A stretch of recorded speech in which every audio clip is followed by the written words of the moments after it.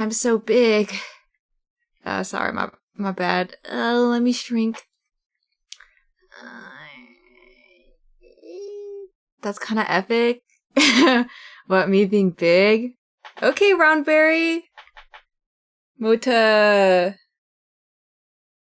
I was trying to think of a name, but I gave up. I'm sorry. Whoa, short wait. Yeah, whatever. I'm sorry for the delay, everybody. I'm gonna fix my sleep schedule on Thursday.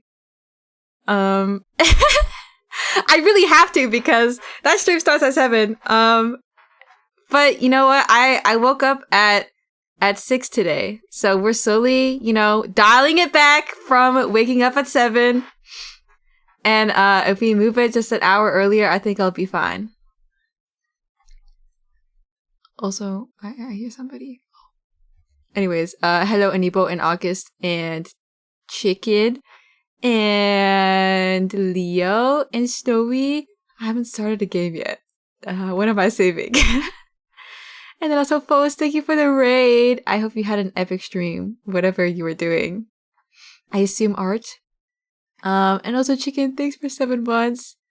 And thank you, hello. And West, hello. Oh, you were waiting for me to go live, bro.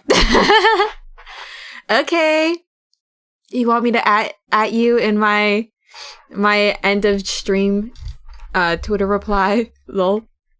And also, hello, Chingmei? Hello. Or, I don't know. I don't know how to pronounce that. CHNG-May? I'll just say May, if that's okay. And then, Hi Taki and Jeffrey, hello. And Moosh, hello. And Vomit, hello. Bros, there's somebody in the laundry room. Oh, hell no. Go. You sound like I just woke up still. I'm like trying to be quiet because I don't want her to hear me. I was drawing and also won a game of Fortnite, not to flex or anything. Whatever. I'm sorry we can't all be Fortnite gamers. Okay, let me open up the game. Lol. Wow, I feel like it's been so long since we did the last Chaos Head. But it's okay. We're starting fresh with a new route, so it's not like we have to remember anything. This route is pretty short, isn't it? Honestly, most of the character routes are like way shorter than I thought they were gonna be. No one likes this girl anyway? Don't say that. Don't say the quiet part out loud. I mean, she's kind of cute. Also, hi Giga and Inhoso. She's like, I don't know. I like her going out outfit. I think she's cute, but like personality wise, she's aight. Okay, let me find where this game is on here. Why is it not on here anymore? Guys? Bruh. I literally can't find it no more. Isn't Totino? Bruh. Whatever, we'll be fine. Does anyone actually need a summary of this game? We've already played the first ending. And then we played the evil first ending. And then we played our little sister's route. Lol. Blood related, by the way. And now we're gonna go onto the Glasses Girl route. What happened in that route again? So basically, her hand... She still got kidnapped. But then, in this route, Takumi, also known as the MC, he like doesn't imagine her hand being there and like deludes himself into her actually not getting kidnapped. Like, and then the real Nanami is like tortured and like almost dead. And then what's her name? The pink haired girl, Rimi, is like, Takumi, you need to wake up. And then he's like, what if I actually don't? And then the real Nanami dies, and then we live in La La Land with fake Nanami forever. And that's the ending. Yeah, I remembered it all. So how you Kit Kat? When you say blood related, you don't mean well, technically she's like a clone, but that still don't really mean much. Yeah, you're welcome for this summary, guys. Getting some food. Don't have too much fun without me. I'll be back to lurk. Have some good food, dude. Okay, I'm sorry I keep yapping before the game. Surely it won't be that long. But like, when my least favorite dinner gets cooked today, and so I starve instead. But I did tell my dad that I don't like it, so stop cooking it. I'm kidding. I didn't say the last part, but I did say that I didn't like it. Well, I'm sorry. Just don't do it again. I did have my peanut butter and toast, but I might have cup noodle later if the stomach yearns, which it probably will. Cause having just peanut butter and toast for like my meal of the day is not it, I think. Or I just go to bed super early, like a good person. Anyways, is the audio okay? Is it fine? But please say it is. Dog, not somebody doing the laundry right now. I can hear that! Can you guys hear it? Bruh. Whatever. I hope you guys enjoy. Dude, it's gonna be so loud. Dude, whatever. I don't care no more. Okay, wait. I'll turn off the game so you can hear it.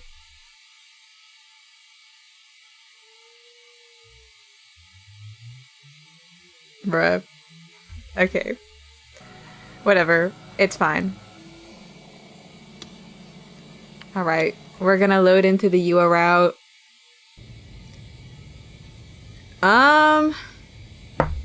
I forgot where this part is. But it's okay. It will be fine. Also, I can't wait to do a lisp for the whole time.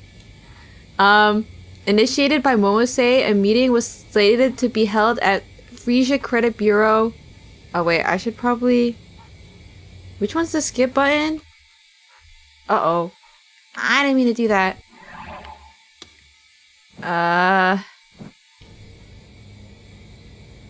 Shift? No. Control? Alt? S? Oh! I didn't finish reading that though. Bachan, you're awfully late. I'm not getting any younger, you know. It's E. Oh, wow. I'm surprised you remembered. Mose's angry voice hurtled into him as he entered the office. In response to this, Bond gave a minor shrug, then proceeded to walk up to the desk of Frisia's president with an amiable smile on his face.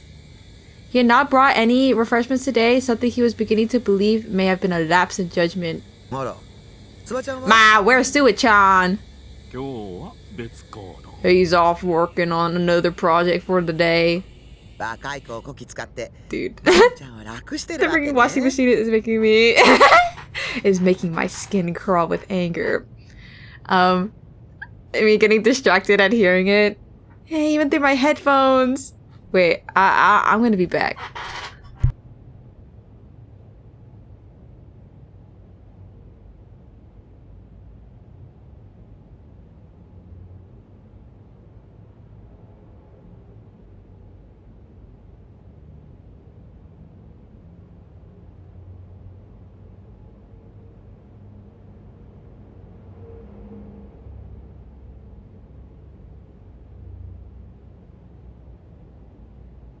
Okay, I'm back. Lol.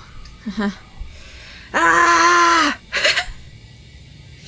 Sigh, my mom's doing like last minute laundry.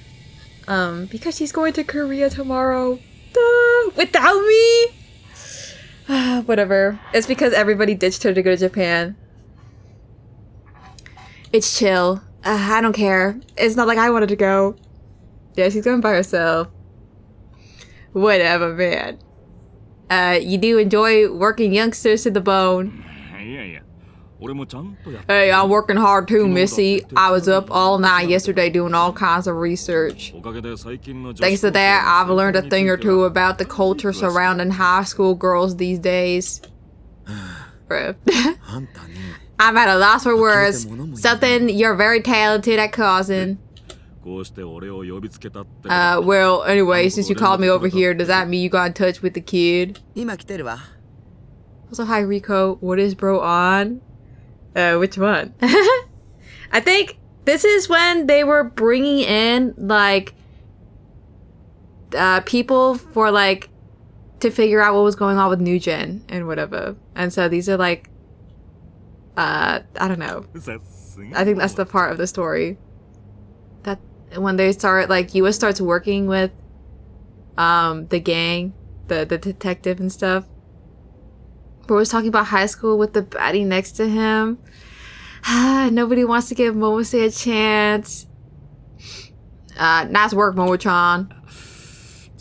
Oh, and while we're on the topic, she a cutie. Rip. Momose probably smacked Bon over the head, stopping his opportunistic grin in its tracks. The sheer speed which he had turned her wrist made the slap especially fierce. That's enough spitting out of your mouth for one day, you old lich. I was just kidding. That complicated past. I feel like they're definitely like divorced. They're an old flame that died. Before arriving at the building, Banan made a private request to Momose. It entailed setting up a meeting between him and a certain person connected to the New Gen cases. Rather than anything work-related, it was merely to satiate a personal curiosity. He was not planning on talking about anything related to the New Gen investigations for the time being. So hi, guilty. And due to his position, Bond could not simply meet with the person on his own, else he would risk drawing the ire of the detectives he was getting ahead of. I forgot Bond looks like that. What do you mean? What did you think he looked like? Momose urged Bon over to the corner of the office. It was a fairly cramped space, almost all of which was taken up by the shelves packed full of files. The location was used as a reception area of sorts, and a pair of love seats had been wedged into the only place they could fit. Bon entered the section after Momose, and his eyes landed upon a lone girl sitting in one of the love seats. Room for one more. The girl was wearing a Suime Academy uniform. Her head and shoulders were curved toward the ground, and she looked incredibly haggard. Sorry to make you wait, dear. The girl looked up in startlement upon hearing Momose. In the process, her glasses had slipped down her nose a bit, leading her to swiftly readjust them with her finger. Yeah. Oh, not at all. I don't mind. When she saw Bon, her expression turned slightly fearful before bowing her head in a greeting moment later. Bon felt somewhat hurt by this. He had made every attempt to look as non-threatening as possible in both... I've already read this before! When they don't skip the thing that's... whatever. Kusunoki Yuasa,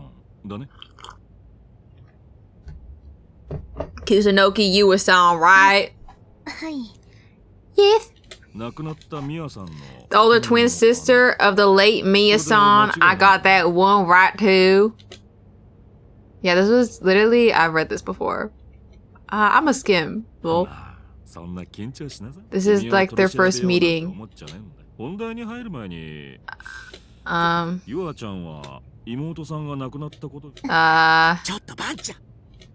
Yeah. Why did they not skip this? I've literally seen this before. How could they still label this as like you a route and then they start off with things I've already read?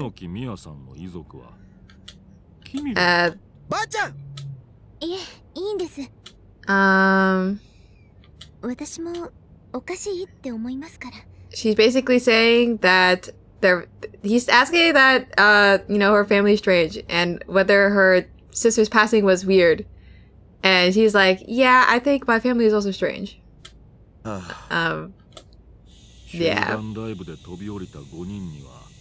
Am I sure this is the right save?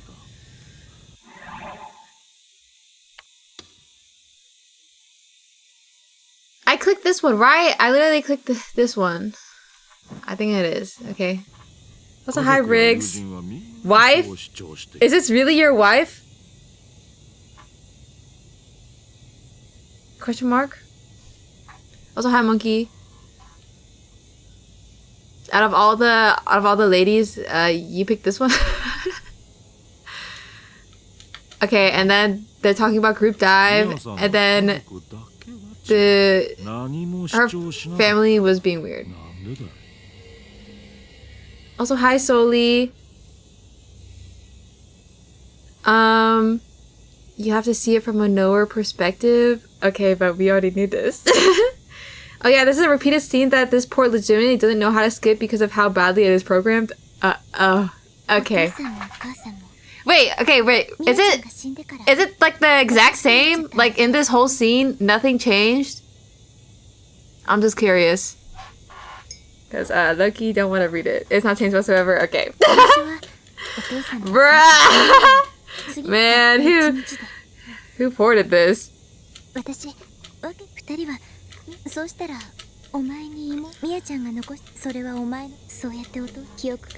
My bad, yeah. It's all your freaking fault. Also, hi, Dino. Okay, and then this is the flashback that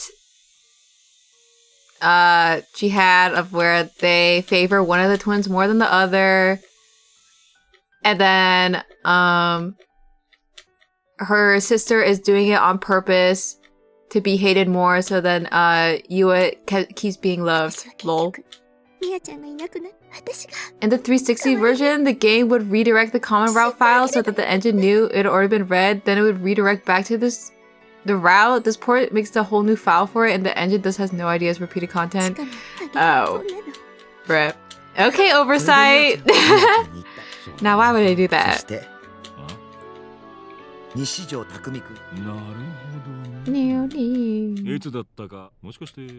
Bruh. How could they do this to me? The seventh's here? Oh. Okay, actor. When we all know that his freaking subordinate is evil. And his GF is the one that's like doing all the new gen killings, bro. How could he do that? I totally believed him. I believed in him. I thought Suwa was okay. And it turns out he was evil. Spoilers? Whatever, man! It's not spoilers! It's not spoilers. Trust. I'm sorry, Soli, if you ever want to read this. You're a bad judge of character? It was so obvious? I don't like that. Take that back. I'm not a bad judge of character. Yeah, why would you say that? I could say something really mean right now. But I won't.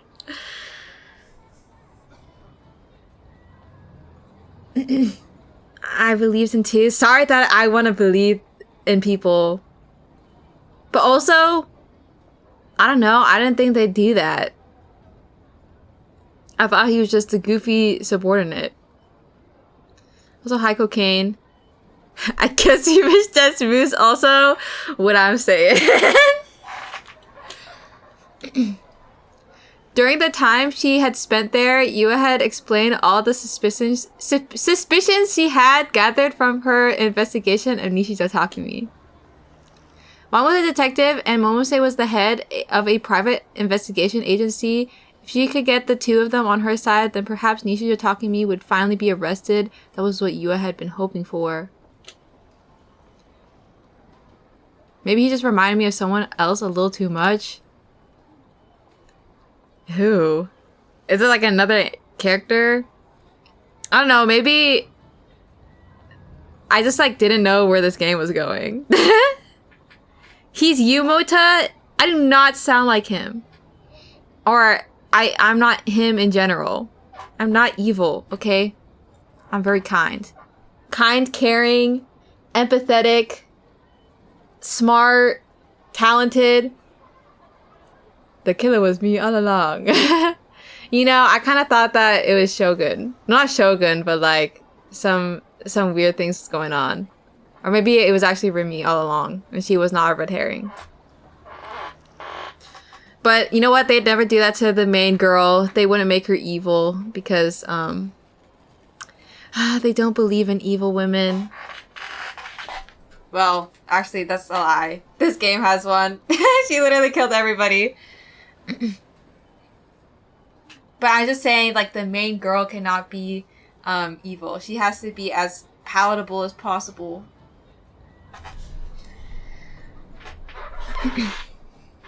She's the best one out of all of them. Yeah, when she stuck her tongue out while she was ripping open her pregnant belly, that was what really got me. And now I stan her. She does have one of the top lingerie outfits though. Lol. Chills. Bruh. Slowly getting this all out of context. When she put a spoon in my brain. Can't she give me the lobotomy that I sorely need? Alright, Nishijou Takumi needed to be arrested. Yua has sympathy for the boy's painful circumstances, so she would have preferred it if he had turned himself into the authorities, but since he had refused to do so, she had no choice but to get the police involved. That had been her plan at any rate. Also, for even more general summary, Yua thinks that the MC killed it and that the MC has DID. I forgot what DID stands for, but it's like the one where you have another personality or something. I forgot. So basically she thinks that he killed everybody in his like altar, lol. And then she's like a little empathetic. She's nice at talking to me, but she wants him in jail, lol. I have that, not gonna lie. Really? Yeah, when the evil comes out. But much to her surprise, Detective Bon had told her that Nishijou Takumi had been removed from the list of suspects. Yua found this news absolutely unbelievable. She did not want to accept it. Why had her theory been dismissed? It was blatantly obvious that Nishijou Takumi was behind Newgen. Biting down hard on her lip, Yua increased her pace as she hurried toward the station. I actually do have a few friends who are DID systems, and they are generally some of the kindest people I know. Well, I guess it's like it's the media portrayal of DID is like probably like the most like it's like the Jaws situation of where people thought that sharks were evil and would eat people. Also, hi Nier. Yeah, it's like also like, isn't that like the same thing with like people who are like, is it sociopath? I forgot. Of like, dog, they're not all evil, bro. Or I forgot which one it was. I didn't remember. She had to return home as quickly as possible, investigate the case from top to bottom, and find some conclusive evidence. And with that evidence, she would be able to prove her theory correct to Detective Bond. When Split came out in theaters, I went on a date with a girl who wanted to see it, and we just left the movie totally silent and frowning. Rip. I remember when that came out. Whoa, is that who I think it is? Little Miss Kusunoki. The sudden sound of her name startled Yua, stopping her dead in her tracks. The words of her homeroom teacher came to mind.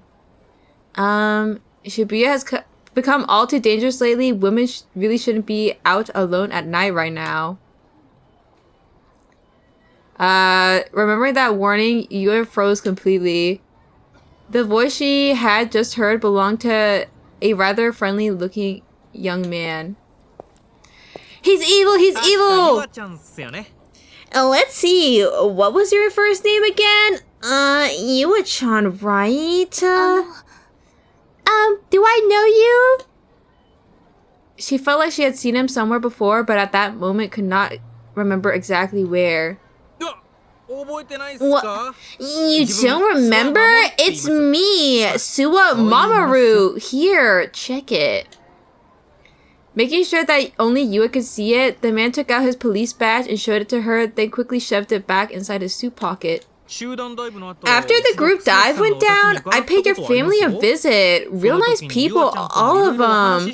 We talked about all kinds of stuff, and I know for a fact you joined in too. My apologies. I remember now. Thank you for coming to talk with us back then. Also, hi table. This guy again. Rip. Get him out! Yua bowed her head. The incident had really shaken her to her core so much that she generally could not recall Sua's face. However, the talk back then had indeed helped Yua sort out her thoughts regarding the bizarre nature of her sister's death, and for that she was truly grateful to him. You were with Detective Bond just now, weren't ya? Huh? Is Ban-san an acquaintance of yours? Well, we're in the same division of the TMPD, you see. He's my senior. I swear, though, the guy can't go a day without laying into me about something. I'm sure talking to a nice young lady like yourself made him pretty happy, though. So maybe he'll give me a break today. Also, I hope you enjoyed the lifts. You're gonna hear it a lot. Adachi Mail. Adachi from Persona?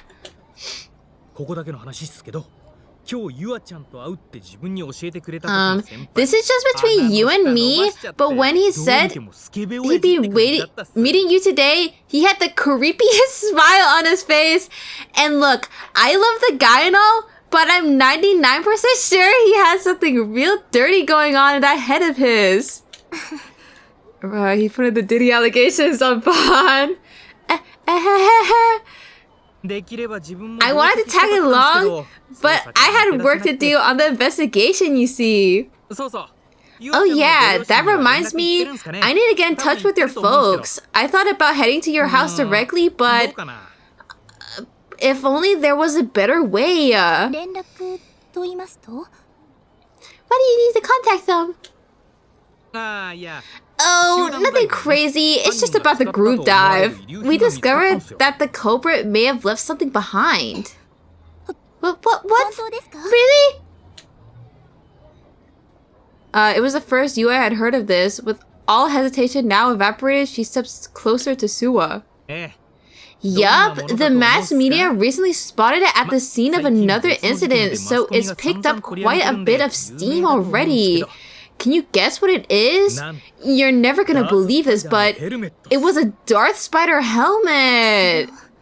Was the group dive culprit wearing that as well? Yup. Remember that video of the incident that popped up online? After we got back the analysis, it became clear as day.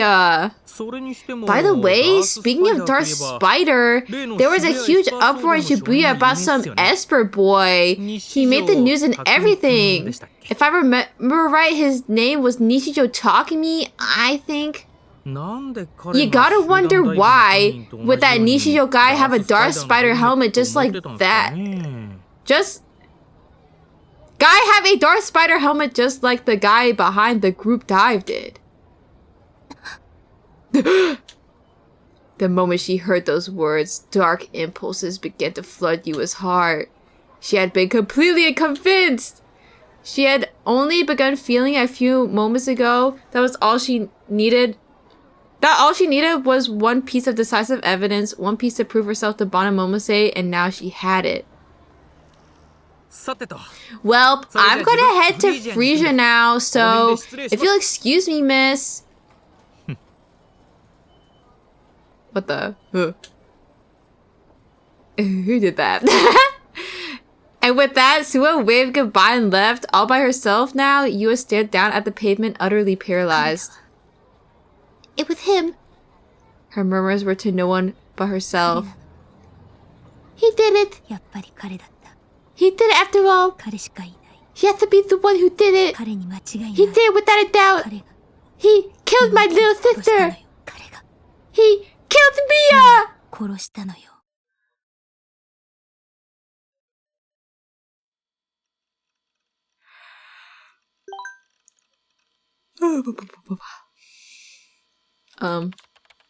Yo, why is it not going auto? Please. Also, it's so funny that this is actually like the nurse lady typing like this. Okay. Sorry, I can't work on New Gen right now. I need to chat with Bestie online. What are you on now? Insert ASCII. I forgot how to. A-side? Art? New Gen, dude. What? WTF do you think I'm on about?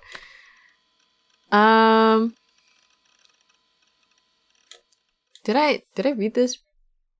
I guess not. Question mark.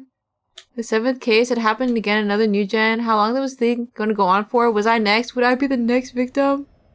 Well, I'd be. Oh my god, me like. Okay, whatever. It's fine. Why does this guy have a figure like that? Aren't they supposed to be in jar? I feel like this guy just lets it crust on there.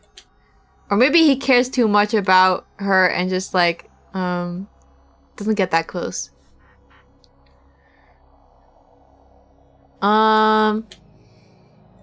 Did I read this already?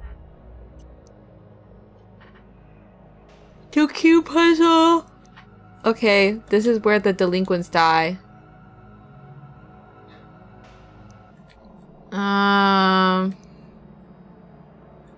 Okay, it's the same thing.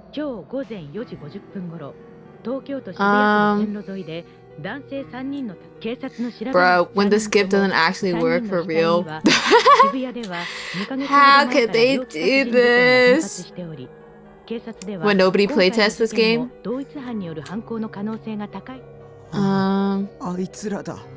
The scene is largely the same aside from the last few lines. Okay. I'll read them in my head.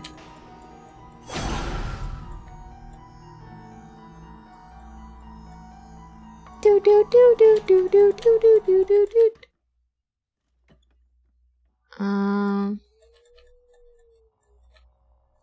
Me, save me, please. Were you supposed to protect me? Oh, yo, we got a knock. Just now there'd been a knock on the door. Someone was there. I looked at the clock on my PC. It was past 8 p.m. Who in their right mind would show up this late? Is it just this route that has a busted skipping? I swear that Naname's was okay. Or maybe like most of it was new. But I don't know. Or maybe I did have to skip some. I don't remember. ISA route has another one-to-one scene repeated from the common route at the start. Ah, hell nah. Rip. I tried to call out Rimi's name, but a hand suddenly clamped my mouth shut. Panic instantly overwhelmed me. I didn't even have a chance to see who it was. I tried forcing the hand off my mouth, but before I could, my attacker threw all their weight against me and I staggered backward. Still, I desperately tried to stand my ground. I filled my arms and around wildly, thinking it somehow helped me break free from their grasp. I then opened my mouth wide and bit down on their hand as hard as I could.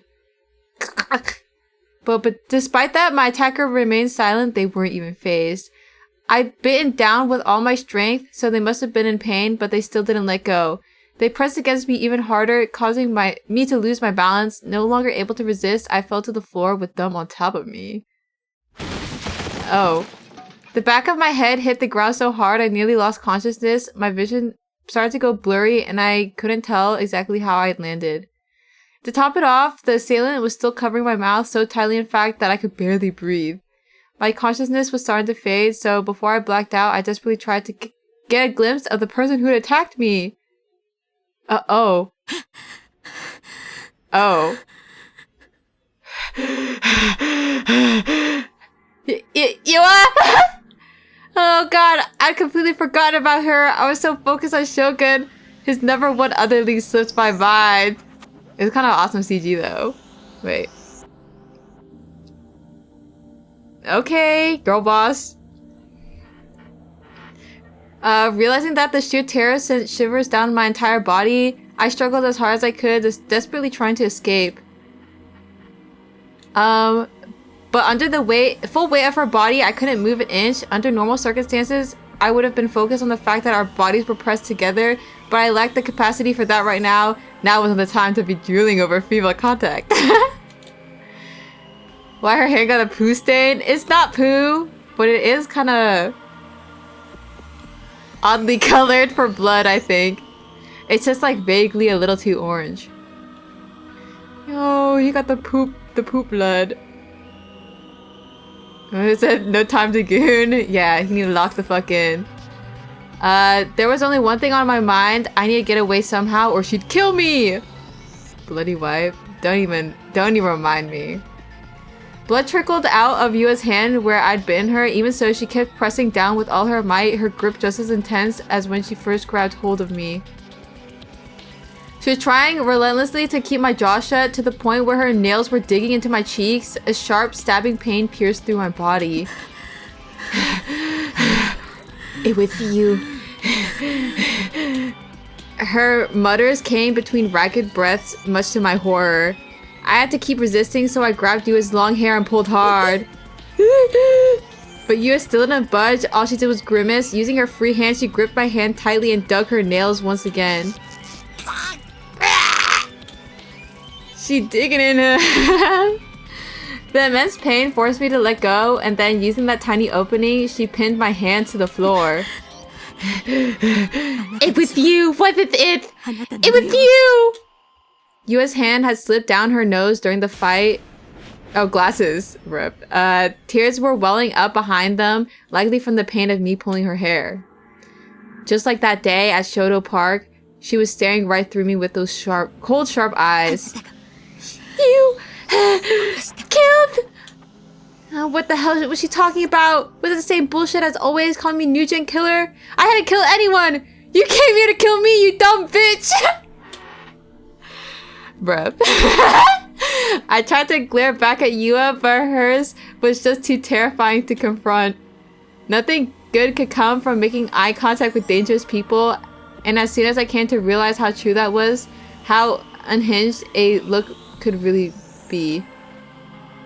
Don't call her a bitch, bro. Dumb bitch. I looked away, wishing from the depths of my soul that I wake up from this nightmare, but...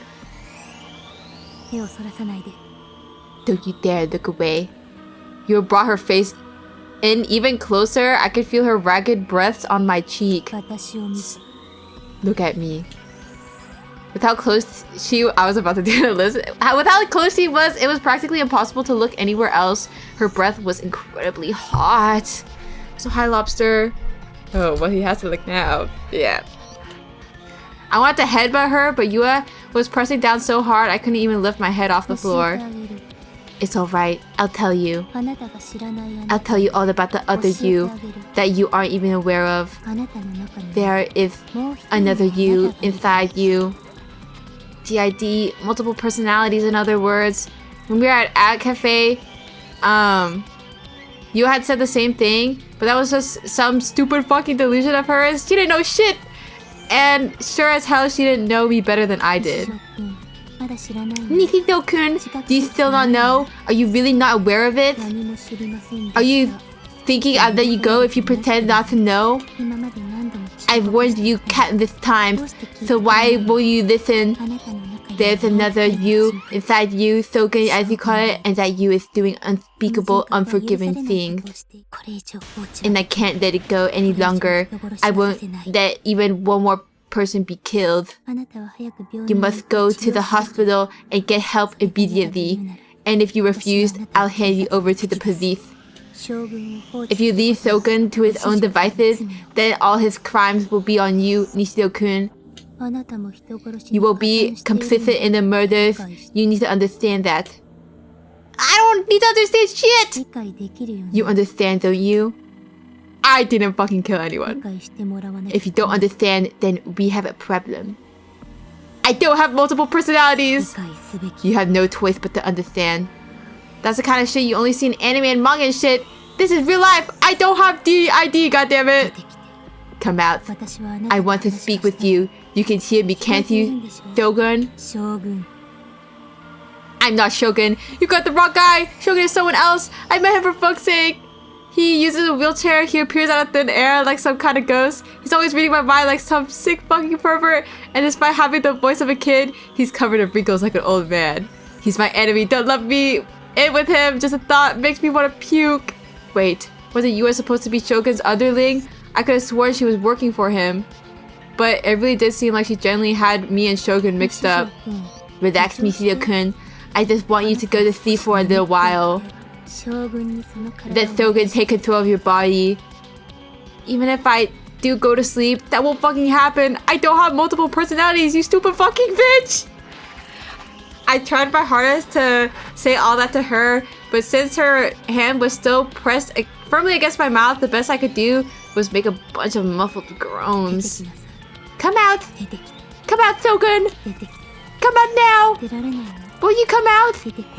I know you can come out! You want to come out, don't you? Come out now, murderer!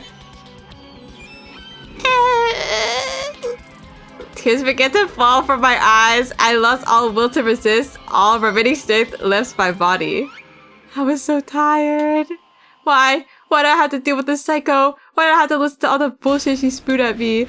What had I done to deserve this? This was too much. All because this delusional stalker had come to the wrong conclusion, and now no one would save me. Oh, was I gonna die by her hands? Even if I didn't, even if I made it through today, there'd be no guarantee I'd survive tomorrow. Shogun could still show up at any time. Would I have to live the rest of my life in fear? Please, I don't want that. I don't want to live like that. I'd rather go insane and then get locked up in some mental facility somewhere. I'd rather die right here, right now. Why are you crying? Because you hurt my feelings. Yuya slowly began to remove her hand from my mouth, and then she started lifting herself off me. As soon as her weight was completely off, I felt instant relief. Has Shogun come out yet? I shook my head lifelessly. I can't do it anymore. Just kill me! I won't kill you. I won't let you get killed either. You will atone for your crimes. And you will reveal the truth. I won't let you escape. Not even through death. I won't allow it. I won't allow that to happen. Shogun's somebody else. He's the new gen culprit. You are Shogun. It's you. It can't be anyone else but you. My words had gone in one ear and out the other. She refused to listen to me. She was completely convinced that she knew the truth. There was no point resisting. Come out, Shogun. Come out now. Did I tell you come out? I mean, yeah, technically Shogun and Takumi are the same person, but they ain't the killers, so. I know you're in there. I will make you come out, Shogun. And I will never let you go until I do. I will never give up. Never. Oh. Yo, why'd she just leave? Suddenly, Yua stood up and went to close the open container door. She slowly picked up the padlock off the floor and used it to lock the door shut, and then she stashed the key in the pocket of her uniform. Why was she doing this? What was she thinking? Oh. Wait, she locked us inside. With her in it. I will never let you go. A faint murmur, spoken to no one but herself, one that chilled me to the bone. Yo, yandere GF?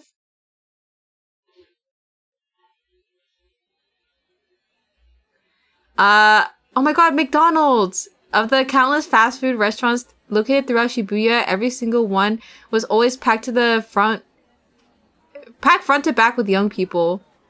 It took a lot of courage for a lone middle-aged man to come to a place like this. After all, he would stick out like a sore thumb. Those were the thoughts circulating in Bon Yasuji's mind as he sipped his coffee, surrounded on all sides by young people chattering away.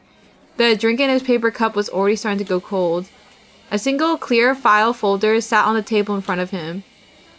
Inside it was a handful of photocopied documents from the investigation files, many of which were adorned with Bond's countless sticky notes. Bond had arrived at the restaurant about an hour ago, the location where he planned to personally re-examine the file's contents. Via at a McDonald's. As for why he had chosen such a busy place like this, he had been moved from the Nugent investigation team a few days prior, but he still wished to independently run background checks on all relevant persons. The copy of the report that Bond was sifting through was never intended to leave the police station, had a few images attached to it. One photograph depicted one of the victims of the first Nugent incident, the group dive, a girl named Kusunoki Miya. Bond's interest had been piqued the previous day when he had met with Mia's older sister, Kusunoki Yua. After hearing Yua describe Mia's personality, he decided to investigate further. At first, he was also looking into rumors from around Shibuya, such as the high school girl with a sword, but in the end, every lead turned up cold, that is, except for Mia. And after reading through the documents again and again, he still felt like something was off. There's a lot of information which seemed trivial at best, or at the very least not directly related to the case. But after putting the pieces together, something felt out of place. And when Bond heard Yua's story yesterday, that feeling had also crept up on him all the more. After all, there was something in the file that Bond could not ignore. A pair of glasses was found among the possessions of Kusunoki Miya, one of the group dive participants. That was a detail that rubbed Bond the wrong way? Wait a damn minute. Wait, maybe Yua is Mia after all? I don't know, man. That was the detail that rubbed Bond the wrong way. He took a look at a list of notes taken from various interviews conducted during the investigation. Taking another sip of coffee, Bond let out a befuddled grunt. From her birth all the way until her death, there was not a single photograph of Kusunoki Miya wearing glasses. It was her sister, Kusunoki Yua, that wore them. He had even gone so far as to obtain access to Kusunoki Miya's medical records. Sure enough, she had boasted a perfect 20/20 vision and thus had no need for glasses. Kusunoki Miya had been a quiet girl with an interest in anime, quite the contrast to her happy-go-lucky sister. Wait, I guess she is Mia? Because she really liked anime. Or at least that's what she talked about with Takumi. Wait, did the general route not go into this? I think the general one was like, you know what? You're actually still Yua, lol. Like, they like brought up that it could be her, but then they didn't really go into it. At least I don't think they did. And then she got her D-sword and whatever. That all matched up with the description Kusunoki Yua had given. While the 5 victims of the group dives were friends, some reports suggested that their encounter on the rooftop was the first time they'd they had ever met. Allegedly, they were online friends who had gone together for an offline meet. Naturally, their online activity was heavily scrutinized as part of the investigation, but there were never any signs of suicidal tendencies displayed by the victims.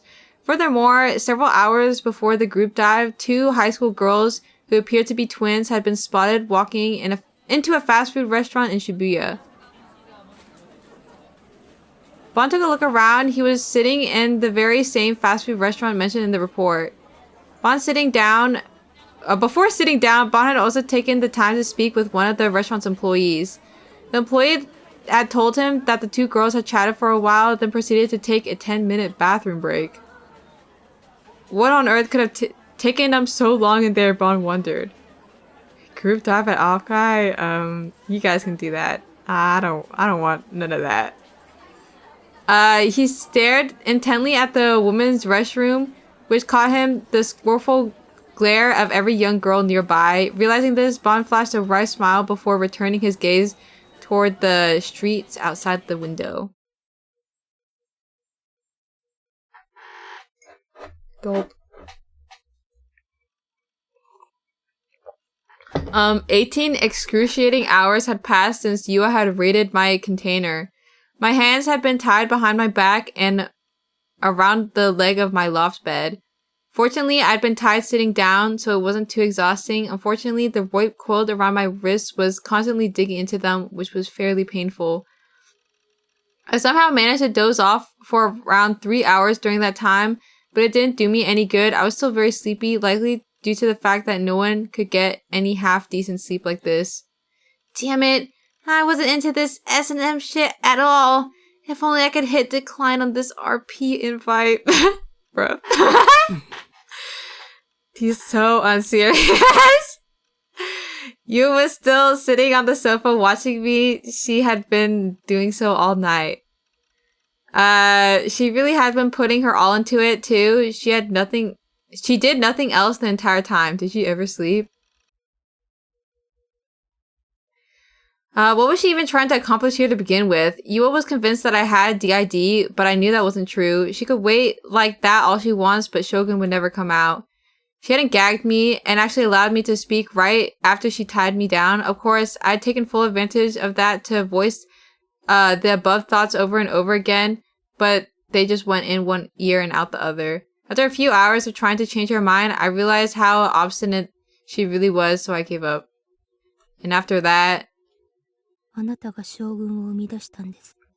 You created Shogun. You are Shogun. You're simply a mechanism for you to escape reality. Shogun is none other than you, yourself.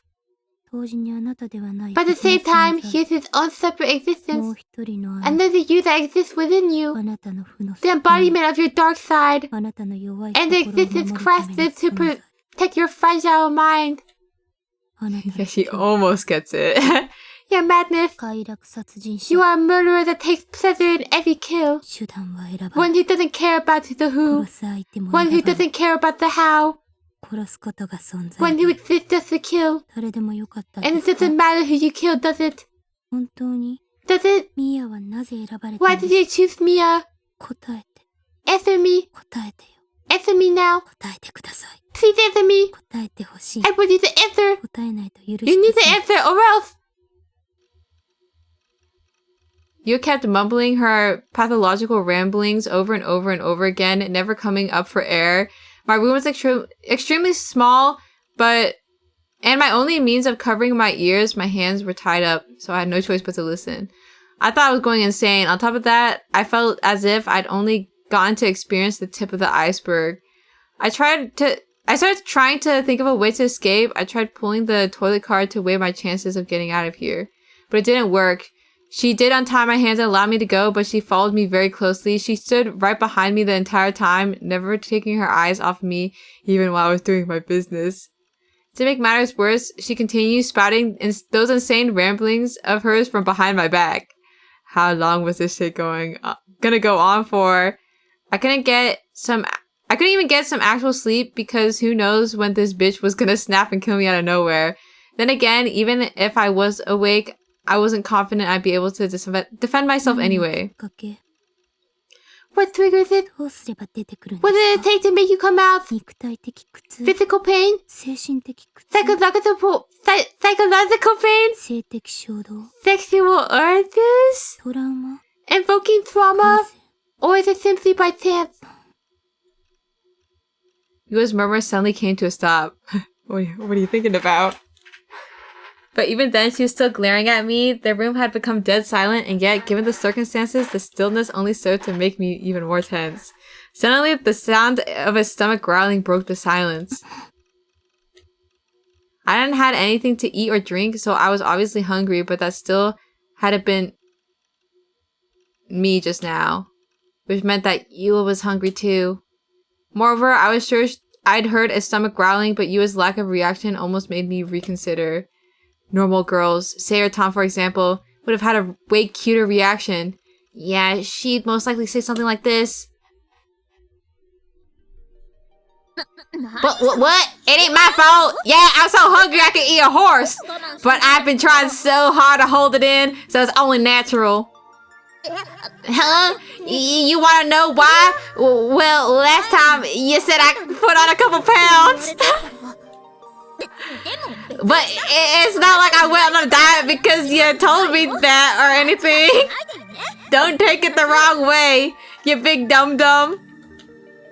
What a classic Tsundere, as transparent as a glass window. Sarah, you're so cute when you get mad and blush like that, Sarah. Damn it. The situation I was in was really making me want to escape into my delusions. Oh, did you want to eat?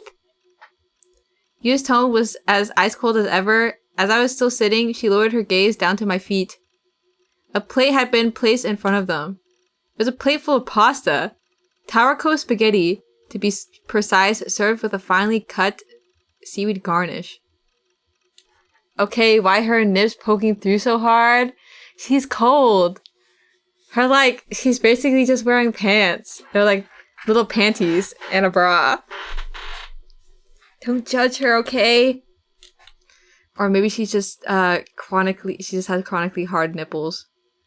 Yua had made it for me. She tied me up and left without saying a word, then came back about 30 minutes later with a heaping plate of pasta. It would seem she had gone to the supermarket, bought the ingredients, then cooked them into a pasta for me outside of the container house. What was she plotting by making me a home-cooked meal? I couldn't wrap my head around it. She could have just bought something that was ready-made at the convenience store. Maybe she poisoned it. That thought made me want to stay as far away from it as possible. Besides, it wasn't like I could eat it even if I wanted to. My hands were tied up. The plate was at my feet. You can have it. Remembering that Yua's stomach had growled, I gave that sarcastic retort. I don't plan on torturing you physically. I'm simply waiting for Shogun to come out. So please eat. It will be problematic if you don't eat. Do you really think I can eat in a situation like this? Don't be ridiculous. Yua stood up, walked up to me, and then crouched down next to me. I looked away in fear, still holding onto the hope that she'd untie the rope coiled around my hands. But of course, that wasn't what happened. Is this enemies to lovers? Maybe. Instead, it's like they were like friends to enemies to lovers, because she tricked us. We were doing so well before she revealed that she was just investigating us. Instead, Yua picked up the plate, struggled to twirl the dry as hell sticky pasta with a fork, and then once she finally managed to, she held it out to my mouth. Here. No, I'm not eating that shit. Yo, force feeding, get bigger. Takumi, you need to put on a couple more pounds. Okay, open wide, say ah, and its variants were events you could only experience in Eroge. This was real life. When things were this tense, all her feeding me did was highlight her murderous intent all the more. Yeah, fattening him up and then cooking him for dinner. At least in time if you're gonna do shit like this. At least if I was untied, I could pretend to eat some and go, yup, this tastes like shit. Take it away, thanks. But here I wasn't even afforded that. Thought I warm it up in the microwave? I just said I'm not gonna eat it! I thought about knocking the plate out of her hand with my knee, but if I did that, she'd definitely get pissed. There's no telling what she'd do next. The thought sent chills down my spine, so in the end, I decided to hold back the urge. Please understand me, Fito-kun. I'm doing this not just to protect everyone else, but to save you too.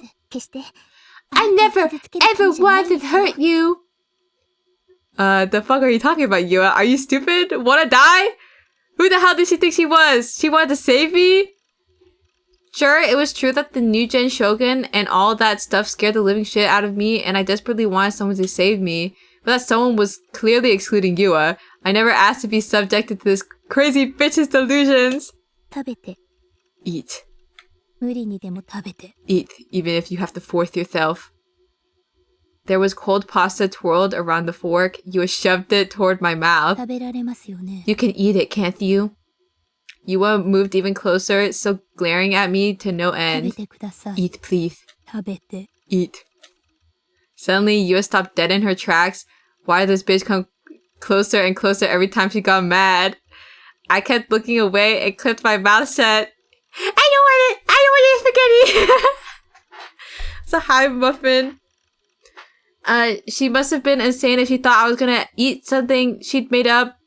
Or she made. I'd end up with fucking food poisoning. Here comes the airplane. An hour or so had passed. My stomach was still growling. I was so scared that I wanted to scream, but I couldn't. Eat. Eat now. Didn't I tell you to eat? Eat. You was still crouching down next to me, staring at me. She was trying to shove the pasta down my throat too.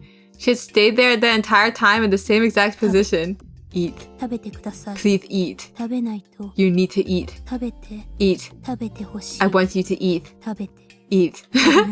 I'm saying this all the time. Eat more. Keep eating. Eat it. Eat. It's safe to eat. Eat it up. Eat. She's so dedicated. Yeah. She just kept on making her demands in a series of low murmurs, refusing to do anything else. I had a feeling that another hour had passed already. I was so creeped out, I couldn't even lift a finger. I was petrified. I was a deer perpetually stuck in the headlights. She hadn't hurt me or anything, and she hadn't forced me to eat the pasta either. And yet somehow I felt more and more afraid of Yua with each passing moment. She was simply waiting for me to eat and nothing else. And yet I was still scared shitless. A normal person would have given up after about 5 minutes, but not Yua. No, Yua had kept at it for over an hour. If this were a normal version of this kind of thing, Yua would pull my hair, force my mouth open, and scream at me, "Eat it, you scum." But she didn't, so I didn't have the slightest clue what the hell she was thinking. She was a total freak! She was broken. No sane person could do what she was doing. She was a human. She couldn't be. I'm scared, I'm scared, I'm scared, I'm scared, I'm scared, I'm scared, I'm scared, I'm scared, I'm scared, I'm scared, I'm scared, I'm scared. I was at rock bottom. I wanted to kneel down and beg for her forgiveness. My entire body was covered in thick, disgusting sweat. I was enduring so much anguish mentally that I could hardly breathe. I didn't know what to do. I've never had a girl stare at me from this close and this long before, but who the hell has? If we were a couple having some lovey-dovey conversation while we rubbed our noses together or some shit, that'd be fine, but no. No, no, no. You just kept on repeating the same shit over and over again like a goddamn broken record. And this broken record never stopped fucking glaring at me. How was this even real? Eat. Eat it. Eat now. Eat, please. Eat. I couldn't deal with her gaze on me any longer, so I dared to squeeze out a single word. My voice had gone hoarse. Fine. Yua's murmur stopped. She remained completely still in the same posture as before.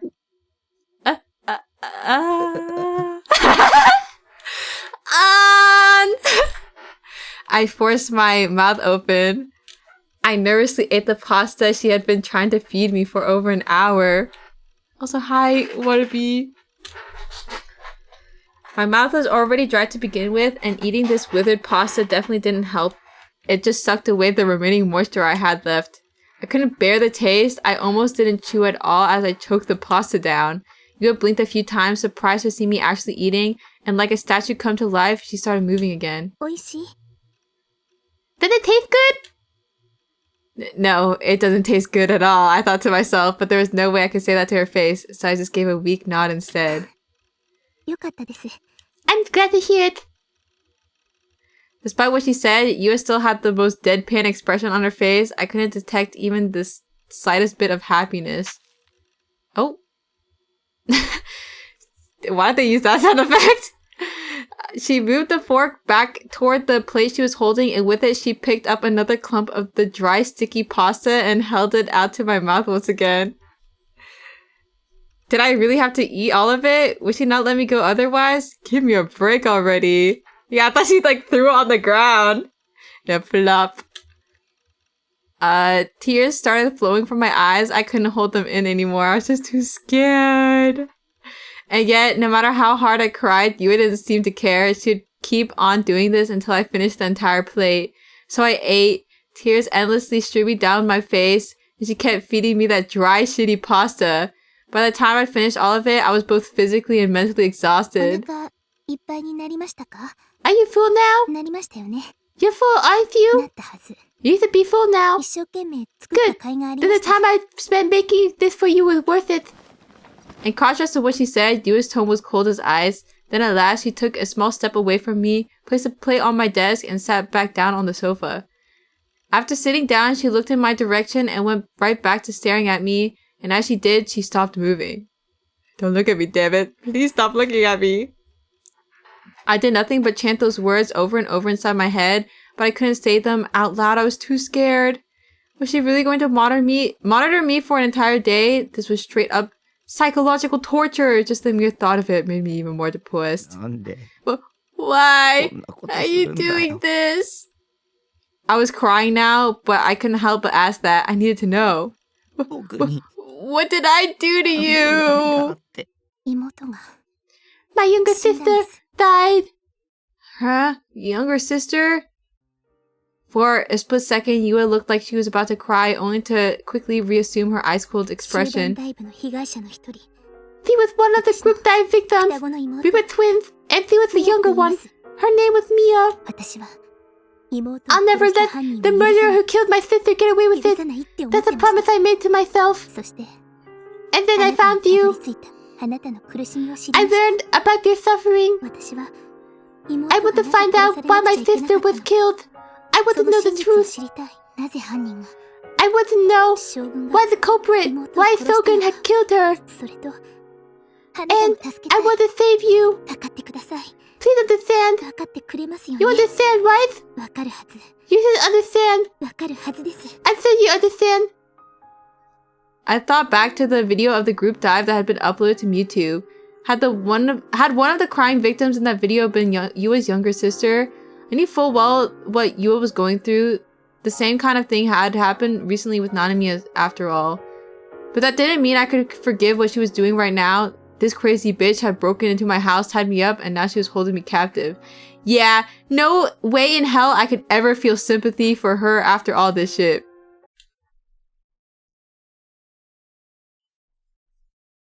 Gulp. I had completely lost track of time. Guys, this is low-key like killing stalking. Literally, like, not the plot points though, just the kidnapping. Lol. My room had no windows after all. I had no way to tell what time it was. Oh. Whose eyes do those eyes mean? Why you have the people you are about to kill thief at? Why was it left as a dying message? What were you trying to convey? Usually I just check the time on my phone or PC. Not that there were any other ways to do so, but since I was still tied up to the leg of my bed, I obviously couldn't use either method. The only chance I got to check the time was whenever I went to the bathroom, but even then it was a pretty small window. But the longer this torture lasted, the harder it got for me to get up and use the toilet. I simply didn't feel the urge to piss, likely because I wasn't drinking enough water. It felt as if I've been deprived of all psychological phenomena for almost a day now. Or over a day. Why, Darth Spider? What were you trying to accomplish by wearing that character's helmet? Does it bear some kind of religious significance? Do you aspire to be an anti-hero? Or do you just want to make a mockery of a public opinion? You practically didn't move an inch. She simply continued sitting on the sofa, standing up every once in a while only to sit back down right after. And her muttering hadn't stopped the entire time. How was she still talking after this long? It wasn't like I could kill time on my PC, nor could I make any calls or send any messages. I couldn't even sleep. All I could do was sit there and be assaulted endlessly with questions. Yua's mumbling was starting to sound like a mantra or something at this point. I couldn't stand being watched for this long. Sure, I had to cope with Shogun reading my mind and the sensation of being observed by the gaze, but while those things did suck, I could at least stomach them. But I wish I could say the same about Yua's unending watch. Her gaze was so utterly devoid of any emotion or warmth that it generally felt as if I wasn't even there, like my very existence itself was constantly being ignored, if not outright denied by her. Regardless, the point is that I knew nothing about what was going on in the outside world, and I couldn't as long as I was tied up. I lost all perception of time. I didn't know how many days had passed since I'd been tied up. I had a feeling that 2 days or so had gone by, but it sure as hell felt more like a month. Being deprived of my freedom of movement was really stressful. Every minute of however many hours had passed, I would think to myself, I need to look at the clock. That was the sole thing on my mind. Or perhaps... Yua's head suddenly tilted. She took off her glasses and rubbed the eyelids that occulted her bleary eyes. She was only human, I'd imagine, so she was finally starting to get tired. She hadn't caught a wink of sleep the entire time after all. Maybe she should have thought this through before doing it. She was just wasting her time. Nothing would come of any of this. This never would have happened if she just listened to me. When are you going to come out? Her whispers were practically delirious. Come out, she must have still been talking about Shogun. How can I get you to come out? Wouldn't you come out? Unfortunately for you, he won't come out no matter how much you plead because he's not there to begin with. I will keep waiting. I will, but wait. When silence took over the room once more, Yua's body slowly tilted over. Good night, Yua. With all her strength gone, she fell to her side on the sofa. Had she fallen asleep? Had her batteries finally run out? I breathed a sigh of relief, and all the tension in my body released along with it. I hadn't had a single moment to relax the entire time she'd been staring at me, and now that she wasn't, I could finally take it easy for a bit. Taki, why aren't you using your noggin here? Seraton's voice rang out from beside my monitor. Isn't it your chance to skedaddle? Maybe you could even turn the tables here and tie her up instead. She's completely defenseless. Uh-oh. And then you can do whatever you want with her, you big dum-dum. Sarah, what are you saying? Oh. I see. So I can degrade her and train her into becoming the perfect sex slave. I'm picking up what you're putting down. Oh, hell nah. You were still lying on the sofa, so I took a nervous glance at her face. To be honest, if I ignored everything else, her sleeping face was actually pretty cute. It reminded me of when we first met, that gentle smile she'd had. Sarah, low-key, the real Diddy Blood? Yeah, the Sarah that's in his head, which is actually just talking me. I I honestly didn't know what Yua had really been thinking back then, nor that she'd seen me as a murderer. If anything, I saw her as an enemy and as one of Shogun's underlings. But it was her fault for making me think that. She was the one who deceived me, who betrayed me. So if I wanted to degrade her and turn her into my sex slave, this bitch had no right to complain. I peeked at Yua's sleeping face once more. Her eyelids twitched erratically and her face contorted in a pained expression. That's wild, what I'm saying. Then from the corner of her eye, a single tear ran down her cheek. Could she be having a nightmare about her dead sister? Taki, aren't you gonna make her your slave? After seeing her shed a tear like that, I'd already lost the drive. Boner killer! Even after she had you all locked up and bondaged up, oh Taki, you're so noble, so kind too. Heck, too kind. That's one of the things I love about you, but maybe you should think about doing away with all that justice was, considering how perfect this opportunity is. Me giving myself a pat on the back for not being a Diddy blood. That's not what I meant. Of course, I wasn't gonna forgive Yua that easily. I just didn't have the strength to be angry with her, nor to even resist at all. It was all gone, completely sapped. Was it because of the huge release intention, or could it have been because she told me about her little sister? I have a little sister too. Nanami. It didn't really feel like Yua wanted to hurt me or anything, weird as that might sound. Suddenly I was struck with an intense drowsiness, and so I surrendered my body to the feeling, allowing myself to forget, if only for a moment, the pain my bound wrists were being tortured by. I'll think of a way out of this later. Okay. Group sleepover. Gulp. As soon as I woke up, I knew something was off, like something was missing. Still half asleep, I looked around my room. I tried to stand up, but the rope coiled around my wrists dug in deep, and the sheer pain stopped me in my tracks. The pain immediately reminded me that I was tied up, and the one that had done so was Yua. Oh, Yua wasn't here. So that's what fell off. I was the only one in my room. Or the room. So hi, Topaz. Where had she gone? Had she gone to make food or to use the bathroom? I didn't know how many days it had been since Yua had locked me in here, but what I did know was that neither of us had been to school the entire time. When we went outside to use the bathroom or cook something, I wasn't even allowed to take a shower. Ew. I let out a heavy sigh. Yua should come back any minute now, and when she did, she'd start watching me all over again. Who's falling first at the hypothetical Motoberry Soli Nino sleepover?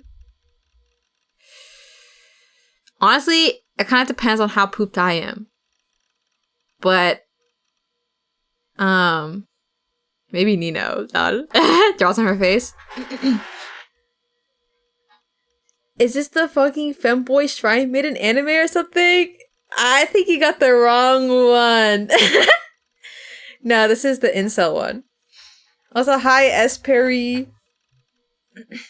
Yes, definitely gonna be Nina, especially with her sleep schedule that she has right now. But who knows? Maybe she'll have, like, a second wind. Yeah, you're thinking of Steins Gate. Had Yua always been this stubborn, or was it the hatred and regret she felt from her sister's death that made her start acting this way? Regardless, how can I make her understand that I wasn't Shogun? Maybe I should show her the messages Shogun had sent to me if they were still on my PC anyway. I feel like it's easier to stay up at events and stuff. Okay, but like walking around and like being active, it makes me fall asleep so easily. Not that I have like an issue with falling asleep, mostly because I stay up so late, but like it's nothing like your feet aching a little as you go to sleep. But let's be honest, we were long past that. Yua was fully devoted to the delusional bullshit she'd come up with. I doubted she'd even believe me if I did show them to her. I needed something more concrete, something to convince her that Shogun and I were two different people. If only he would just show up here, there would be no denying it. That kind of sucked for me if that happened, though. I don't want him anywhere near me, and besides, if he came to my base, it'd probably be to kill me. Come on, Taki. You gotta hightail it out of here. I can't stand watching this judgmental, violent stalker girl bully you like this. Thank you, Sarah. But I can't run. I can't untie myself on my own. I'd obviously already made my fair share of attempts to escape, but my struggle had proved futile. U.S. knots were tight, and no matter how hard I tried, I couldn't even get them to budge. If only I was a 3D girl, then I could come down and rescue right away, Taki. You are not. Uh-oh. She turns into a werewolf. I don't know. As great as escaping sounds on paper, Sarah, I think just doing whatever she says, like I've been doing so far, is the safer option. If I tried to escape and failed, it would make Yua go berserk. Whenever Yua lost her temper, it was crazy how scary she got, so I was gonna do everything I could not to provoke her. Wow, you're really taking your time to think of the best way to keep your head on your shoulders, aren't you, Taki? You're so amazing! But you know, I really don't want you two staying in the same room for much longer. As much as I hated to admit it, as long as I was tied up, I was entirely dependent on Yua to survive. Lucky she hadn't been violent with me at all yet. She'd even cook for me and let me use the bathroom whenever I asked. She was still treating me like a human being. And I was sure that when she finally understood that no matter how long she waited, Shogun wouldn't come out, she'd let me go. Hell, even better, I'm sure she'd beg me for forgiveness. Of course, I'd make her get down on her hands and knees, or else what's the point? And while we're at it, I could accidentally grab her tits too. And then it'd all be forgiven. You would go back to her life, and I'd go on with mine. She'd never see me again, and I'd never see her again. So at the very least, the threat Yua would disappear completely. Or if I was very lucky, there was even a chance that she would have a change of heart and end up joining my party. Shogun was still real and very much a problem, so Yua could step up and replace Rimi as my protector.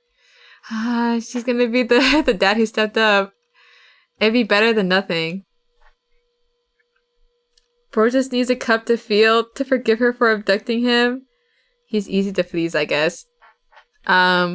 We even had some common ground. Above all else, Yua resented the new gen culprit, and therefore Shogun, the enemy of my enemy, is my friend. Yua's interest and mine coincided. I'm so smart. I'm kind of a genius, to be honest. Yep, you're a bona fide genius, Taki. You know, keep this up and I might just follow head over heels for you. And so I decided to ride the storm out.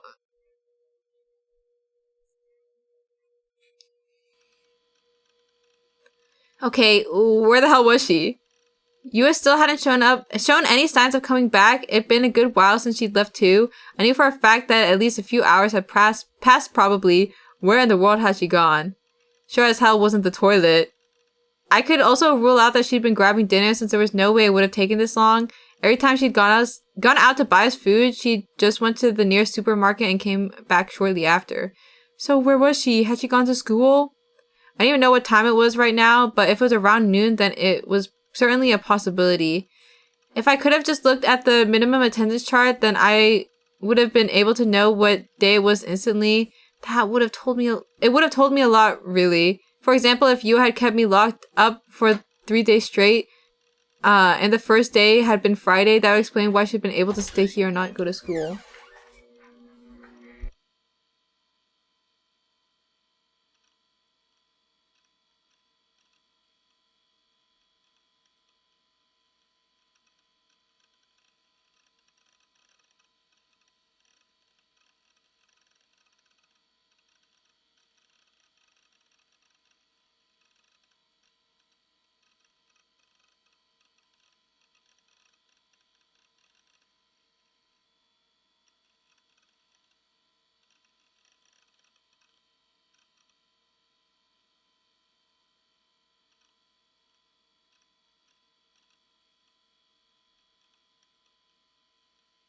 Sorry, my mummy came in. Lol.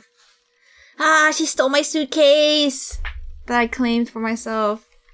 Whatever. Okay. Because it had been the weekend, in other words, today was Monday and you had gone to school. That had to be it. It had to.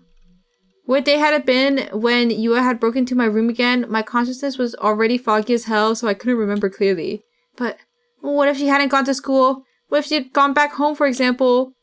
These days, every slut in high school would stay out overnight without asking their parents, but Yua wasn't like that. Even if she had gotten permission, staying over at my place for who knows how many nights would have definitely made her parents worried. Worried, so knowing that she'd probably gone back home in order to pacify them. Probably. That made a lot of sense, actually. Well, regardless of where she'd gone off to, she'd had to come back eventually. So it'd be in my best interest to stay put and conserve my energy.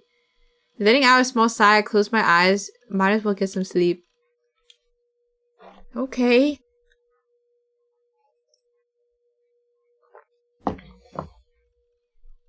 I couldn't sleep. I closed my eyes and tried my hardest to doze off for hours on end, but I just couldn't manage to. I ended up just staring at the door, torturing myself over whether or not Yua would come back. There was a bit of windstorm going on outside, so the door rattled faintly every once in a while. Whenever it did, I would immediately open my eyes thinking that Yua had come back.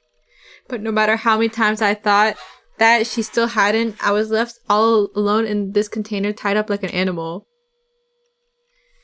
Since she was taking her sweet time, I decided I might as well try to break out of the restraints on my wrists. The rope that bound me to the leg of my bed was made out of nylon, which was why I thought that maybe with enough force I could break free, and so I poured all my strength into my arms. Like animals? Like animals, Ross. What the?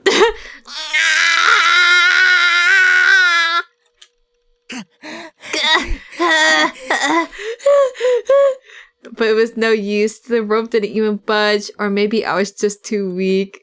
His chutty rage. After all, I was a pretty big weakling in general, an otaku freak that did nothing but play video and surf the web all day long. There was no way I could have broken that cord like some kind of movie protagonist. Okay, Japanese Goku, what I'm saying. Saiyan? Super Saiyan? Tearing the cord with just arm strength alone was obviously impossible, so I tried to think of some other way. Yo. Obviously, it would have been really easy if I had a knife or something, but unfortunately, I had no such luck. The only things I could see around me were magazines, manga, CDs, empty box lunches, that kind of stuff. It's no use. I was hopeless. I couldn't even snap a single piece of nylon string on my own. He was coming back, right? I unintentionally voiced those thoughts out loud, meaning I was basically talking to myself. Hey, Taki? I've been thinking, what if she abandoned you? Abandoned me? As in, you had left me here to rot? As in, she wasn't planning on coming back? If that was all true, I was screwed. Yeah, Stockholm Syndrome. You was leaving, so we yearn for her. Surely she hadn't just tied me up and expected me to survive on my own, right? If you're gonna lock up someone, then you should realize you're responsible for them until you let them go. Come on, that was just common sense. No, she couldn't have abandoned me. I was overthinking it. He was definitely going to come back. She still hadn't uncovered Shogun's true identity, so surely she wouldn't give up yet. You would never abandon me. The high hypnos. He's just desperate for any attention. Maybe so. This is fine. Hey Taki, did you know this thing's called Stockholm Syndrome? Oh. Yes, I obviously know what Stockholm Syndrome is. Talking me backseating his own hostage situation is true. But you're wrong. This isn't like that. My brain isn't dependent on Yua or anything. As if I'd ever warm up to that mental case, let alone fall for her. Okay, but didn't you think just a few minutes ago I know what Yua must be going through? Something similar happened with Nanami after all? Come on, Taki. You know you can't hide any of your delusions from me. Is it that easy? I don't know. I thought also Stockholm Syndrome in real life was like, not real.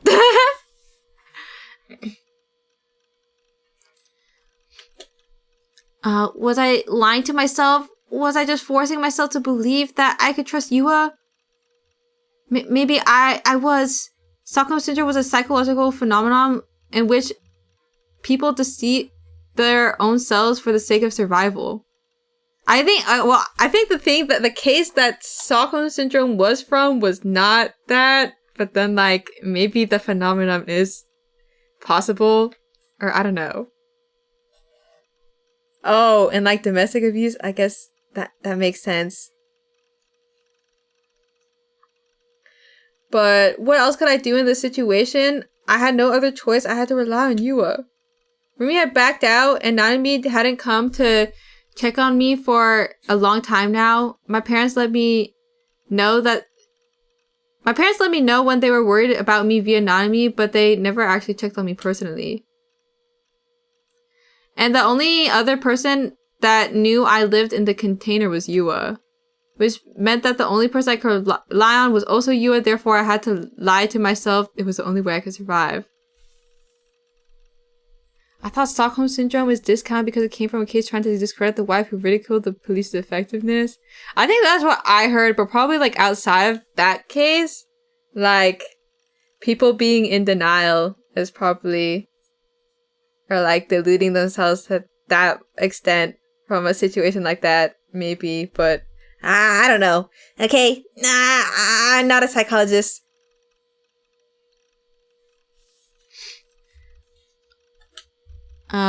I didn't want to die. I didn't want Yua to mistreat me, and I didn't have the courage to resist her using force. So that was why I decided to just submit. I wouldn't resist, and then if I waited long enough, eventually she'd understand. That was the only way an otaku freak like me would be able to survive. Let me study you, bro. I mean, I think Takumi is quite the interesting person. I have Stockholm Syndrome. Actually, it's very real. What do you mean? I'm not even that mean! Leo, take that back or else I'm gonna hit you. I would trust in her by lying to myself and then... Oh, I already read that. Come on, Taki. You and I both know you can't trust the four-eyed stalker girl. I know you're a real nice guy and all, but this is taking a step too far. For the first time in my life, I completely ignored what Seiratan had to say. Automatically assumes it's her. She knows she's the abuser? Nuh-uh. I don't know what you mean by that. So please, come back soon, Yua. You're coming back, right? Oh. Hey. And then it happened. Without warning, the door burst open. It caught me completely by surprise and I immediately froze.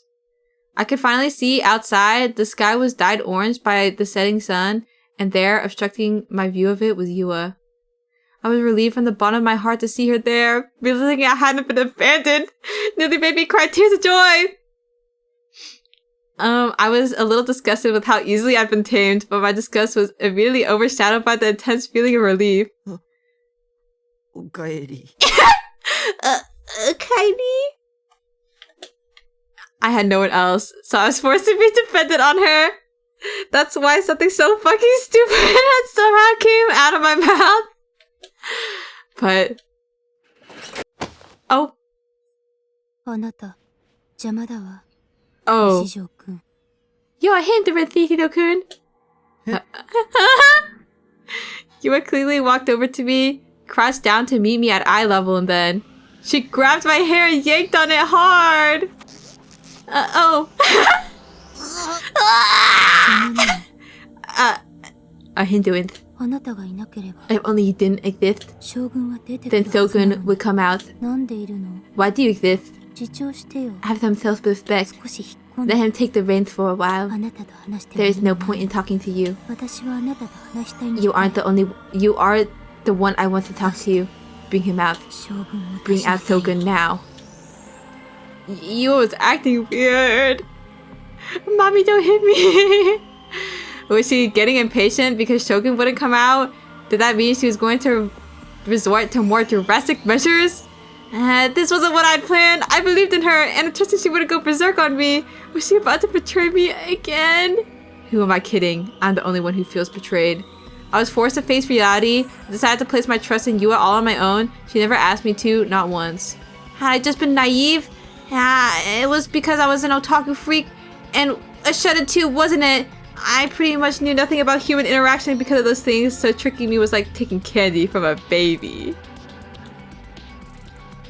This route high-key so freaky. What do you mean? I think this is normal. If I was right about this, and I've been right about everything, nothing good could come from 3D. It was time for me to become a real shut-in, but this time I locked myself in the 2D world. Freakier than having sex with her sister? Hey, they didn't do that. They just kissed. Oh. Look. Yua thrusted something in front of my face. It was a notebook of some kind. This is my little sister's diary. I went home to get it. Once you read it, you'll understand that even since before the group dive took place, no Shogun was already targeting Mia-tan. Ever since before? He was being stalked. The goal of the group dive wasn't to kill the 5 of them. The other 4 were simply collateral. The real target was Mia-tan and Mia-tan alone. Isn't that right? I'm right, aren't I, Shogun? Answer me! Come out and answer me now! Yua's voice was getting more and more hysterical. My fear of her could come back in full force. My heart was beating out of my chest. My entire body trembled. But even so, I couldn't accept what Yua was accusing me of. It was just a bunch of delusions she'd come up with. Nothing but pure falsehoods. I had never even met Yua's sister. I just really shook my head from side to side, but she grabbed my hair so tight the pain kept me from moving very much. You still don't intend to come out? Yua's face drew even closer, close enough to whisper in my ear. Man, I love looking to the left and seeing a wall test and already knowing that it's S Fairy that wrote.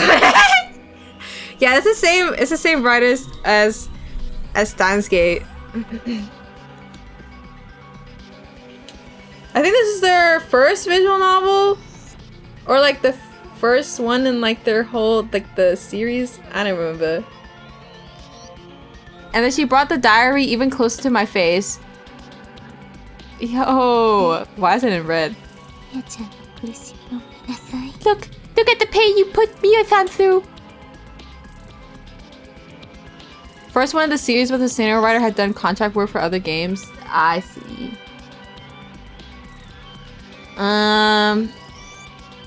Then, while holding the diary with one hand, Yua started dexterously turning the pages. What do you mean, hi, Riggs? Riggs has been here, Leo. But when I saw what was written there, it sent a chill down my spine. Those eyes.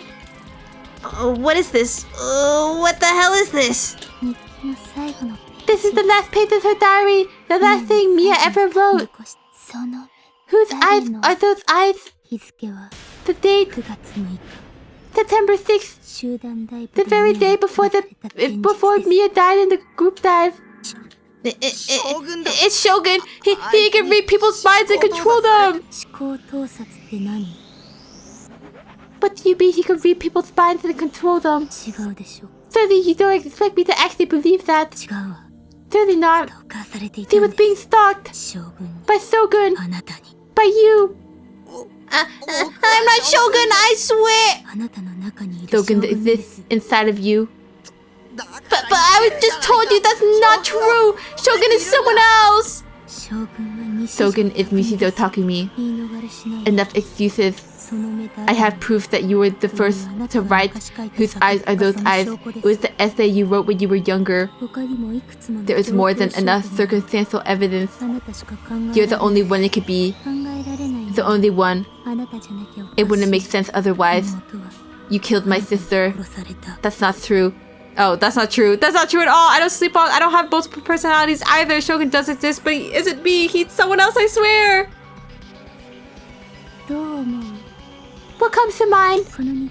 What comes to mind when you look at this diary? Satisfaction from you pushing my sister to the brink? From killing her? Satisfaction from pushing my sister so close to the brink? You made her write this? Why did you do such horrible things to her? Why did you kill Mia? Why?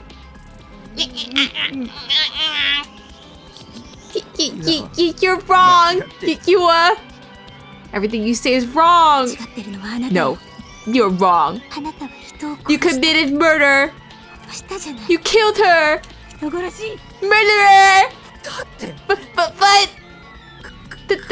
this diary, isn't it yours, Yua? Oh. What? Yua looked puzzled. It stuck out to me like a sore thumb ever since I'd seen it. What was written on the front cover? Oh, I didn't catch that lol. Yua's diary. At first, I thought I was just mistaken or something, but Yua had said exactly whose diary she thought it was. This is my little sister's diary. But if it was her sister's diary, shouldn't it say Mia's diary? You're not paying attention? Nah. That's Yua's diary. It's written right there on the front. What are you talking about? I mean, when I give... These are talking me a list too? You deliberately avoided looking at the front cover. This is Mia-chan's. The diary of my dead sister, Mia-chan. Mia-chan who you killed. It's Mia-chan's. Mia-chan wrote it. Before she died, she wrote it herself. I'm telling you, look at the front cover. Terrified, I nervously pointed at the notebook. Without showing a hint of hesitation, Yua closed it and took a look at the cover. And when she did, she turned back toward me and said, Just like I thought, it's Mia-chan's diary. Huh? She must have seen it just now. There's no way she hadn't. Yua's diary was right there, written in bright red marker. So how had she...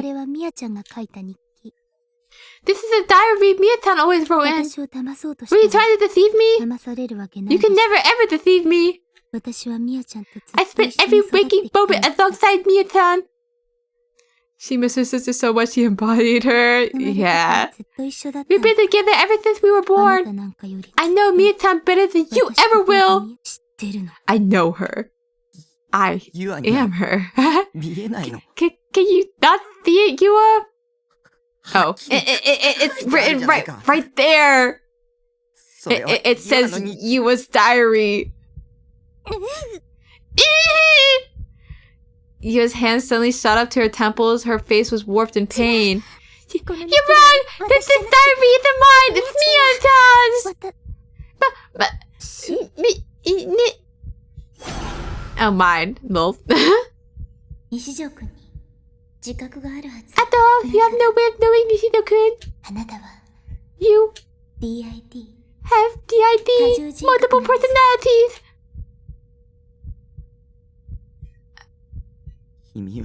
Who are you? I'm Yua.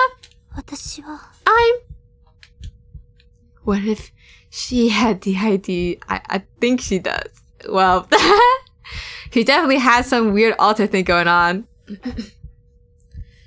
Could it be that I've never been the one with DID and been Yua all along?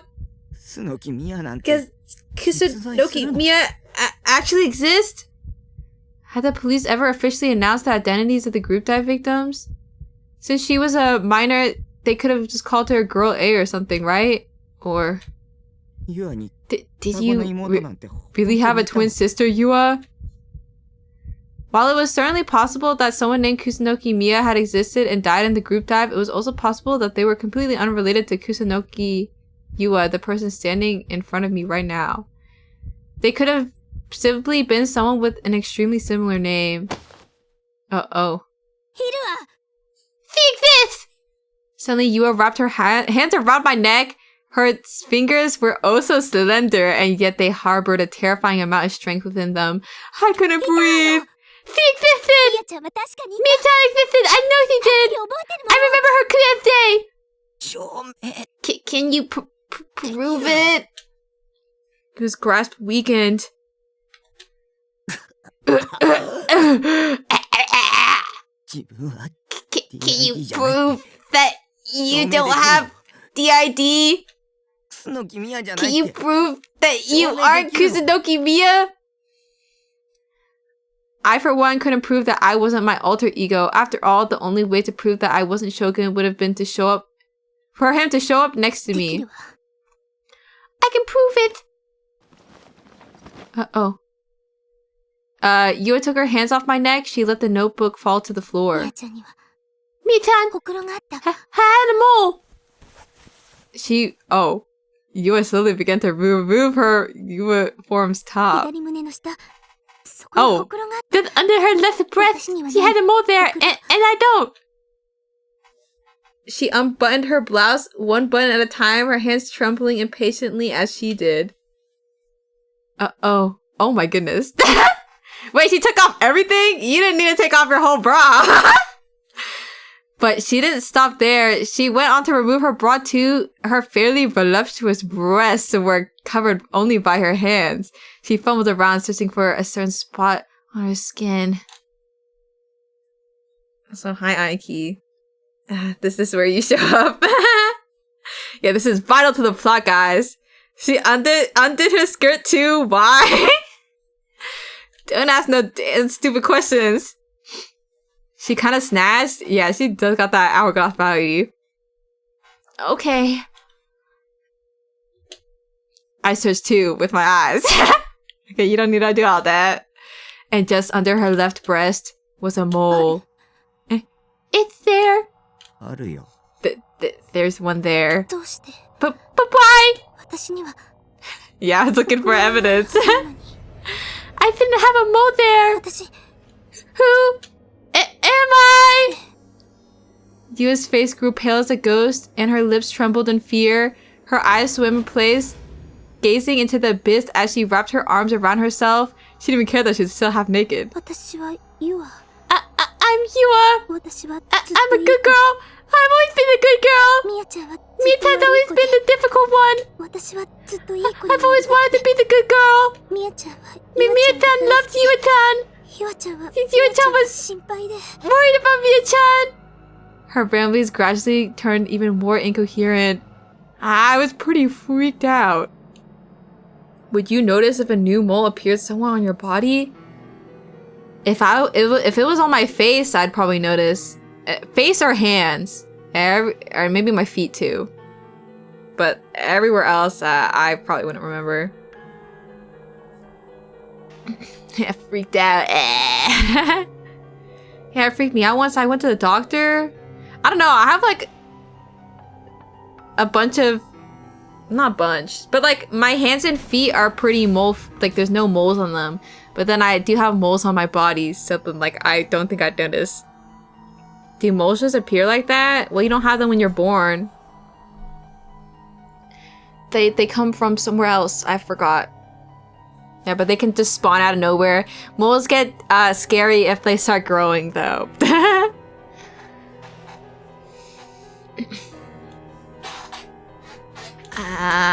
But I knew I just couldn't abandon her and make her run for it. I knew full well exactly what mental state she was in because until only a moment ago, had been in the same exact one. From the moment Yua had told me I had DID, I'd been suffering from nonstop anxiety, instability, so I really did understand. I knew what it was like to feel like your entire existence was one step away from crumbling to dust. I didn't know if she was suffering from DID or if it was something else entirely, but what I did know was that there was something wrong with her. And there always had been. Okay. Also, low-key, where her nipples at? Unless they're like really tiny. Or maybe they're really up. Don't say covering them. Her fingers are so like they're so thin. Yeah, maybe it's like getting scooched all the way up. She got them micro nipples. Yeah. The difference between her back then and her when she snapped was like night and day, so much that it didn't even feel like the same person. Maybe she got teeny ones? Maybe. DID なんじゃ。Do you have DID, you are? 違う。ちゃんといた。 No, she existed! I know she existed! I know Miyatan existed! Still covering her breast with one arm, you have fished for something in the top she'd just taken off. She then took out her phone, hit a few buttons, then showed it to me. See? ここにいるでしょ。 She's right there! Dog, watch the boobs come on screen when my mom comes in. I hear her. Let's do something else for a little bit. Why didn't she put her shirt back on? I think she's too shocked. Yeah.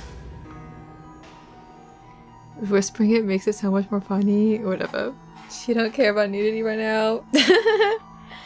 Yeah, she's so shocked. Does your mom not like boobs? Hey, I don't swear around my mother either. I'm a good child, okay? Or a good young adult. I'm not a child. Pulled the Golden Week card? No. I think I'll pass.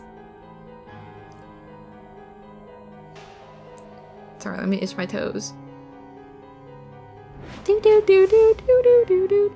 I kind of want to eat something. I'm like running out of time to make food for myself. Guys, do I have instant noodles again? I feel like I don't want that. Yo, what if I made a Hot Pocket though? Wait. A Hot Pocket could be kind of fire. I put it in the air fryer and it comes out in like 16 minutes. Lol. I can't just have a burger, okay? I'd have to go outside. I'm gonna make a Hot Pocket actually. Don't mind if I do. Should I be big and greedy and have 2 Hot Pockets or 1 Hot Pocket? Wota edging us? I'm sorry. If only I stopped on the screen where her boobs were out. Yes, 2. 1 and some chips. I don't actually have chips, so. It's okay. That's like my dinner. Or my lunch. Whatever. It's okay. I'll be back. Why do I have a DM? Oh, okay, never mind. No. Okay, I'll be back.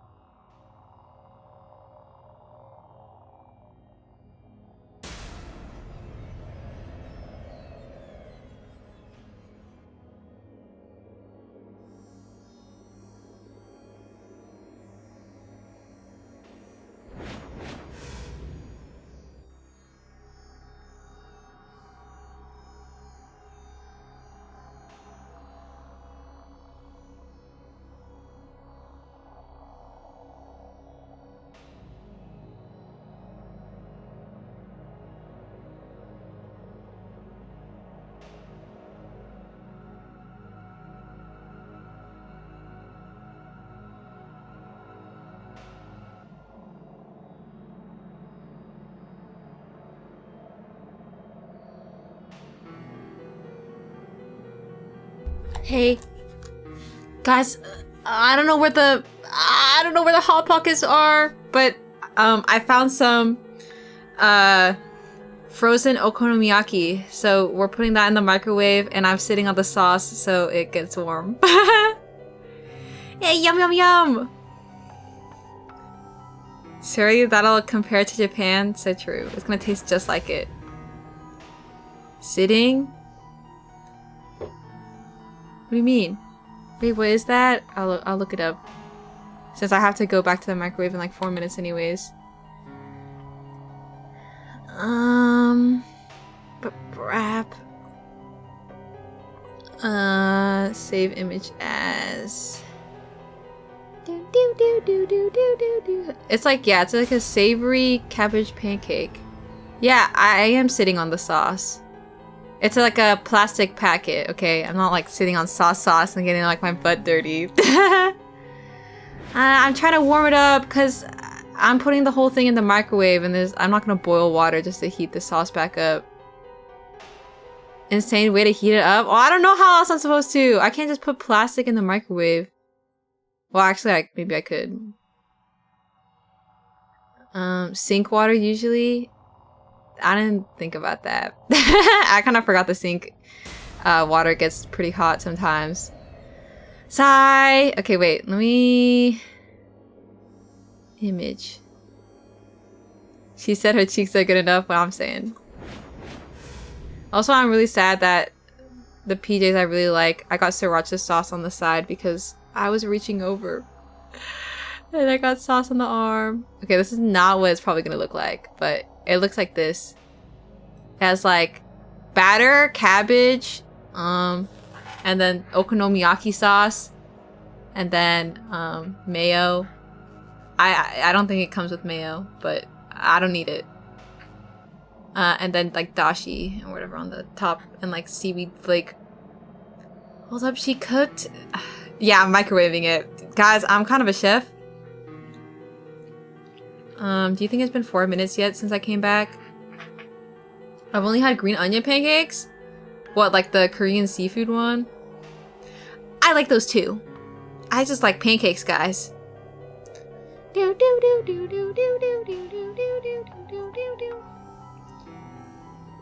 Man, maybe I should not heat it up on myself. I feel like the wetness is making me feel like the sauce packet exploded and I'm like just sitting on sauce. Yeah, you missed the hand cam section of the stream. It's true. I'm kind of lightning fast, if you will. Yeah, I'm gonna check the microwave bowl. Putting you guys back on the BRB screen.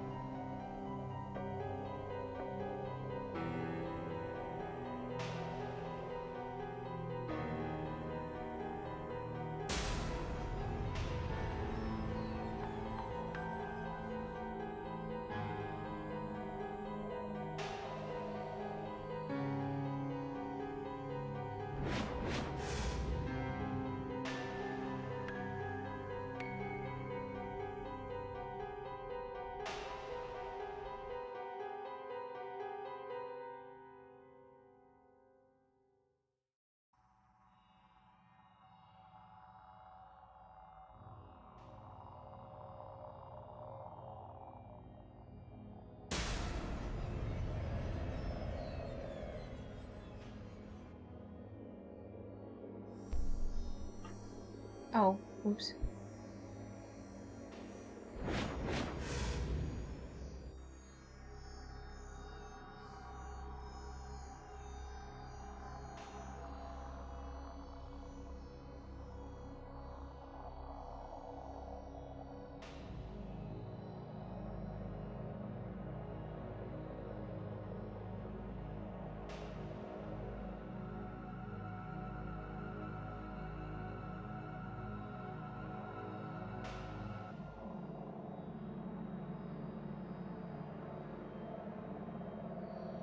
Okay, I'm back. For real this time. I want to show off my masterpiece.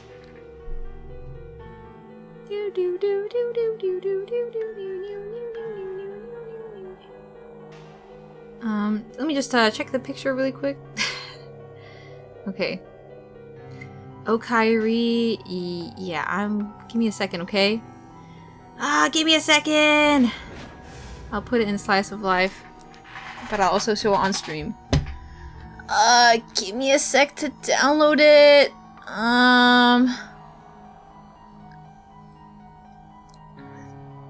Save image as. Okay. It kind of looks like doo-doo compared to the picture I showed earlier. Wait, guys. I want you to look at this and remember. And then, look at mine though. So, what do we think? I think it's just like the picture.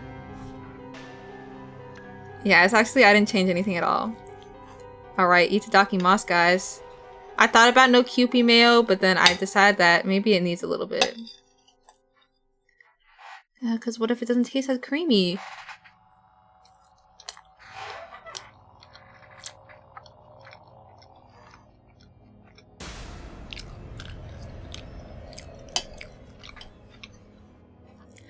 Well, it ain't as good as it was in Japan, but I did put this in the microwave, so it's pretty good for that. I like how the mayo stream got broken a little. I don't know why it wouldn't come out.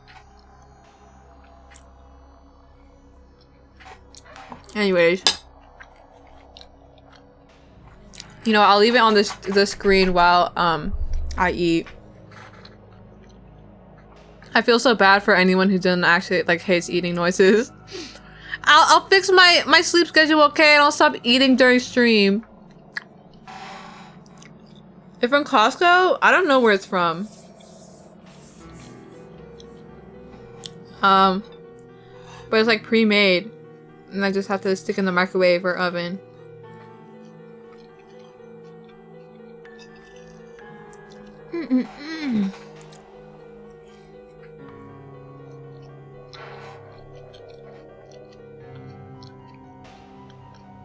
What's a mukbang could actually be a good Zazu stream? Do you really think so?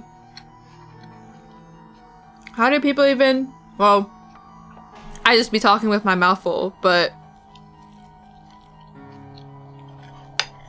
Who knows? Maybe one day. Not gonna lie, I'm kind of hungry. I'm sorry. How about you go eat something?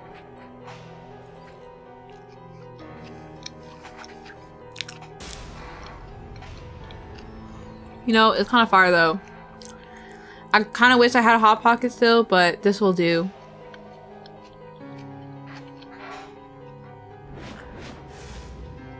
They usually talk about grisly murders while eating Panda Express from what I hear. I think those are kind of funny though. I think you do good Zatsu, but I don't know why a mukbang. I think I'm a terrible Zatsuer actually. It's over. I think there's plenty of people that do Zatsu or Yap better than me, man.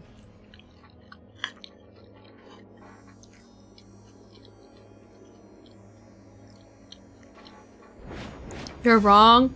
Really? I feel like you're good at it? I don't know. It's because, like, if I don't have anyone to bounce off of, I'm not talking. I'm just gonna be silent. I don't know. I feel like well, maybe it feels different because I just went to Japan and I have a lot of things to talk about, but on a day-to-day basis, I don't see anything. You talk to chat all the time. Well, I'm just saying if there's nobody, because like I think I still have like the fears of my smaller days when there's like nobody chatting. And I'm like, I don't got anybody to talk to.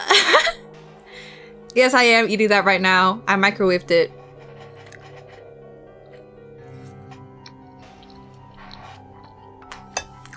I wonder if I can actually find it.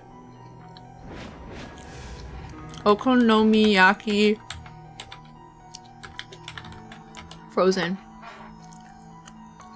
Oh, this one. It's from Otafuku. Or like that's the brand. I want to see if I can save the image. Oh, man, it's in HTML.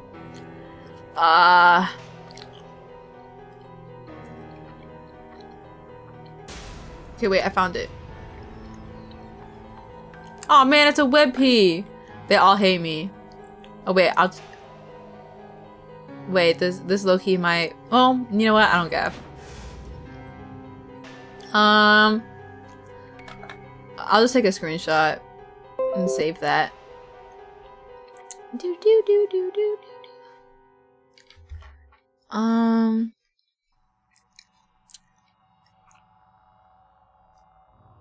Oh.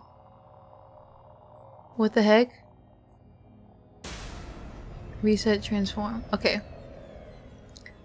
This is the packet I used. I never tried okonomiyaki, but it looks delicious. It's actually so good. Oh, it's so yummy. It's like the nice savory sauce, and then like they have like cabbage and shrimp on the inside with like the little batter. It's very yummy. Also, good night, Dino. Oh, Yasumi.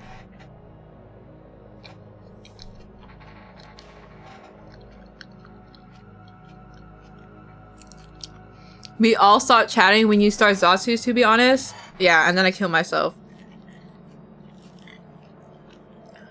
I don't know. I feel like I really have to force myself. Or like, at least like with Zatsu, I'm like fully aware of like when I'm not speaking. I'm like, oh my god, I'm literally so quiet right now. Why does anybody even watch me? But, you know. I think that's my main reason why I jump into games. I'll be like, I don't got nothing to talk about. So let's talk about the game though.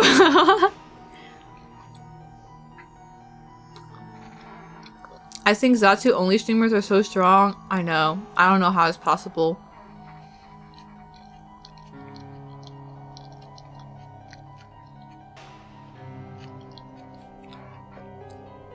Are you afraid of silence as lulls when you talk to people face to face? Not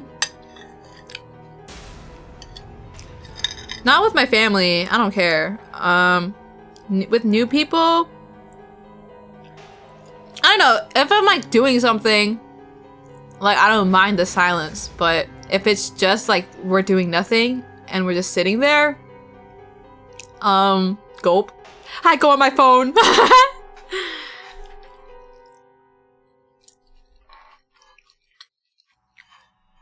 ASMR Zatsu, where you just tap on the mic or something when you're not saying anything. Yeah, I just start humming. La la la la la la. I don't know what I'm gonna talk about.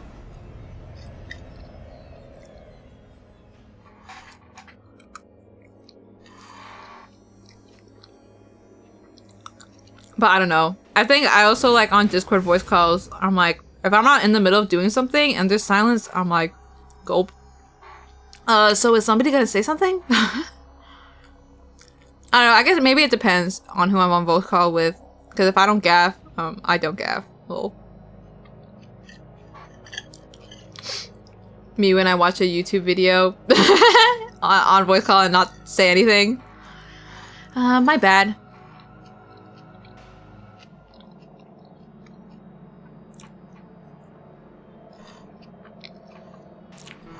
I'm almost done with my pancake, by the way.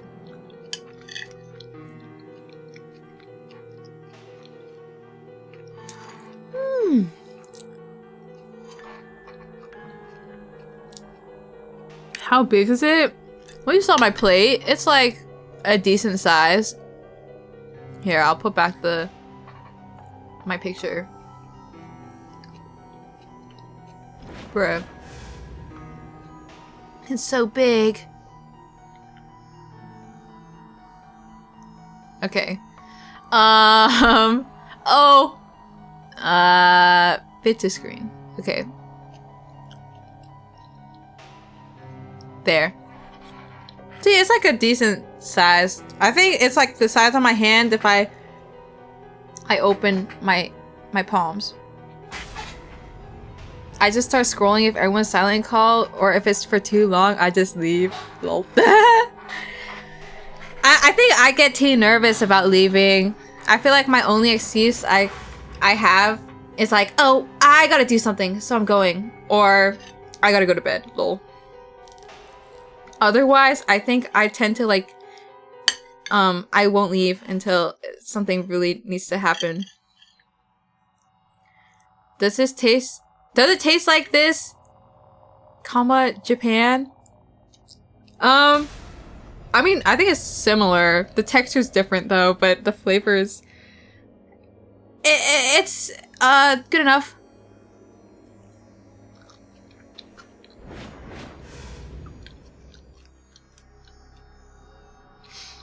Maybe you heat it in the oven, but that's so much work. Yeah, I kind of thought about what if I put it in the air fryer, but there wasn't air fryer instructions, so I didn't do it.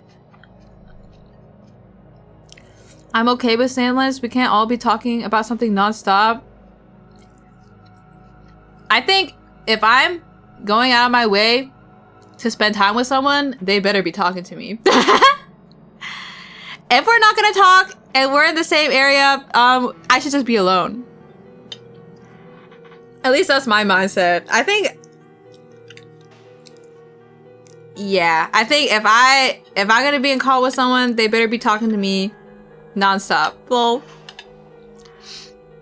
I've already had to deal with being on silent voice calls, and I just rather be alone.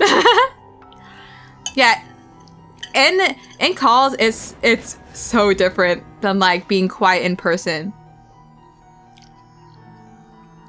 Those who just get it. I can't think that fast to talk non-stop. Well, I don't know. It just depends. I feel like in most cases, like over 2 minutes of silence, let's just hang out by yourselves.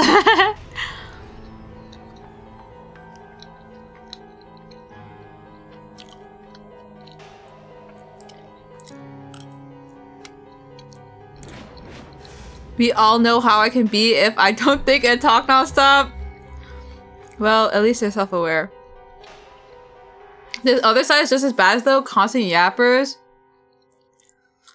Honestly, it kind of just depends on the conversation topic. If they're like constantly talking and nobody else is also giving that energy, it also kind of feels bad. I mean, guys, just, you know, let's have some conversations and not one-sided yapping. Me when Leo rambles, lol, in Discord. I'm just kidding. Not really. Okay, wait. Let me... put away my plate. I'll be back.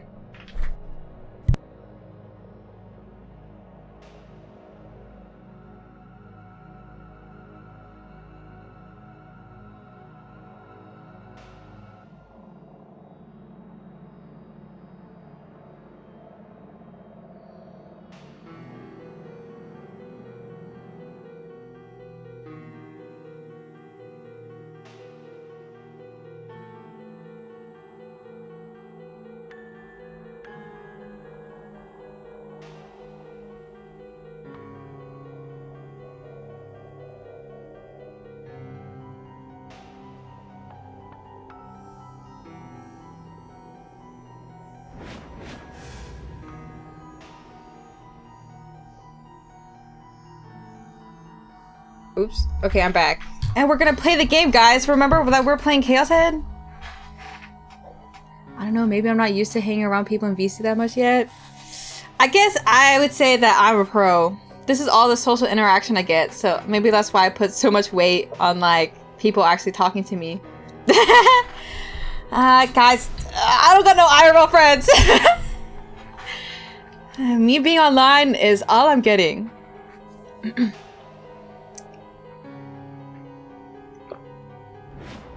Yeah, mukbang over. Chat, is she parasocial with us? Whatever, man. I do what I please. I do think I'm quite parasocial though, but whatever. I don't really care. She's right there. 私たちがいるでしょ Am I the only non-parasocial person ever? Yes, as a person that was like, Mota, I like to think of us as friends in Marshmallow. Don't please! I'm sorry, you just make it too easy. Lol. Also, wait, did I say hi to you? It's okay, I think so too, okay? I think if I hang out on VC with enough times, I'm like, we're basically online oomfies. The two of us are right there. Yo! Wait, why couldn't we date her sister though? Mia, what if you turned back to your normal self? What? She did exist. There are definitely two people on the screen there, and the image didn't look edited either. Glasses hater? I think it's not just the glasses. I like the outfit that Mia's wearing more. I guess it's Yua? I don't even know. The two looked eerily similar in that picture. Although they were twins, the only difference was that one had glasses and the other didn't. Even their hairstyle was the same. 私を She a bad girl with that unbuttoned top. I know. Girl, cover up. I am me. 私はここにいる I'm right there. 君はどっちなんだ Which one are you? 私は I'm...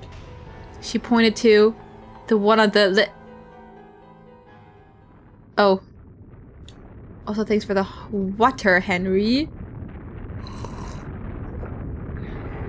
Right at that moment, the floor starts shaking violently. An earthquake. It's even bigger than the last one. Uh-oh.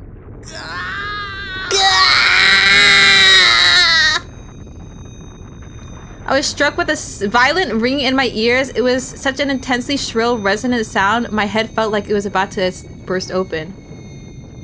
Yua grabbed her head and fell to her knees. I wanted to do the same, but my hands were tied up, so I couldn't. It felt like my ears were being pierced by thousands upon thousands of needles. And then...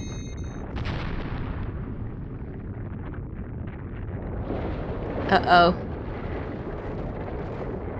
I was hit by an enormous impact and a blinding light dyed my vision completely white.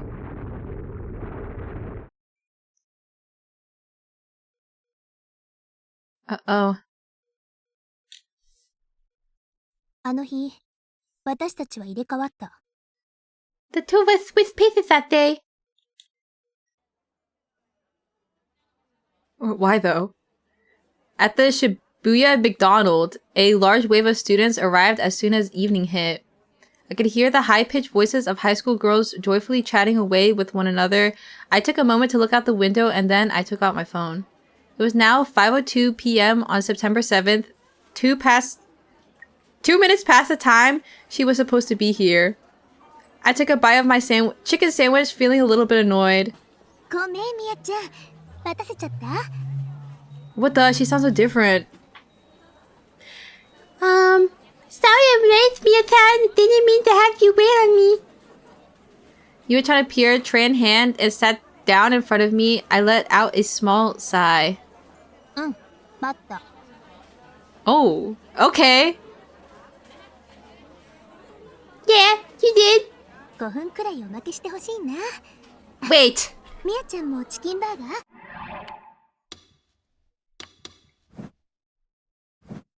私も Yo! Okay. Wait, it's different lingerie for each one? Yo, wait. Interesting. Of course it's black. Yeah. And I wouldn't have it any other way. Okay, that's all I wanted to double check, guys. Come on, Clippy, suspect Mia-chan. It was only like 5 minutes. Oh, you ordered a chicken sandwich? So did I. Dog, getting a chicken sandwich at McDonald's? Bro, get a burger! I'm sorry, I'm a chicken sandwich hater. The only time I'll get a chicken sandwich is Chick-fil-A. McChicken ain't that bad? I don't know. I've actually never had a McChicken. Me when I'm a hater with like no grounds for it. Also, Adrian Senpai Ford. Thanks for the follow. It's kind of good. And also $3. You gotta like mayo though? Yeah, I think I wouldn't because I hate mayo. The McChickens are basically chicken nuggets as patties. They're pretty good. I see. Hated just for the fun of being a hater. Yeah. I don't know. I think it's just because, yeah, mayo is like the main detractor. That I don't want mayo on my thing. Back in my day, they used to be $1. Sigh. Why did things have to change? Hot and spicy McChicken I ate so much in college. I don't know. I think I just like the crunch of the Chick-fil-A one more. Holy shit, you're ancient. That was like 4 years ago. Was it? I feel like McDonald's has always been like steadily increasing their prices. Guys, remember when they had a $1 menu? Because I don't really remember.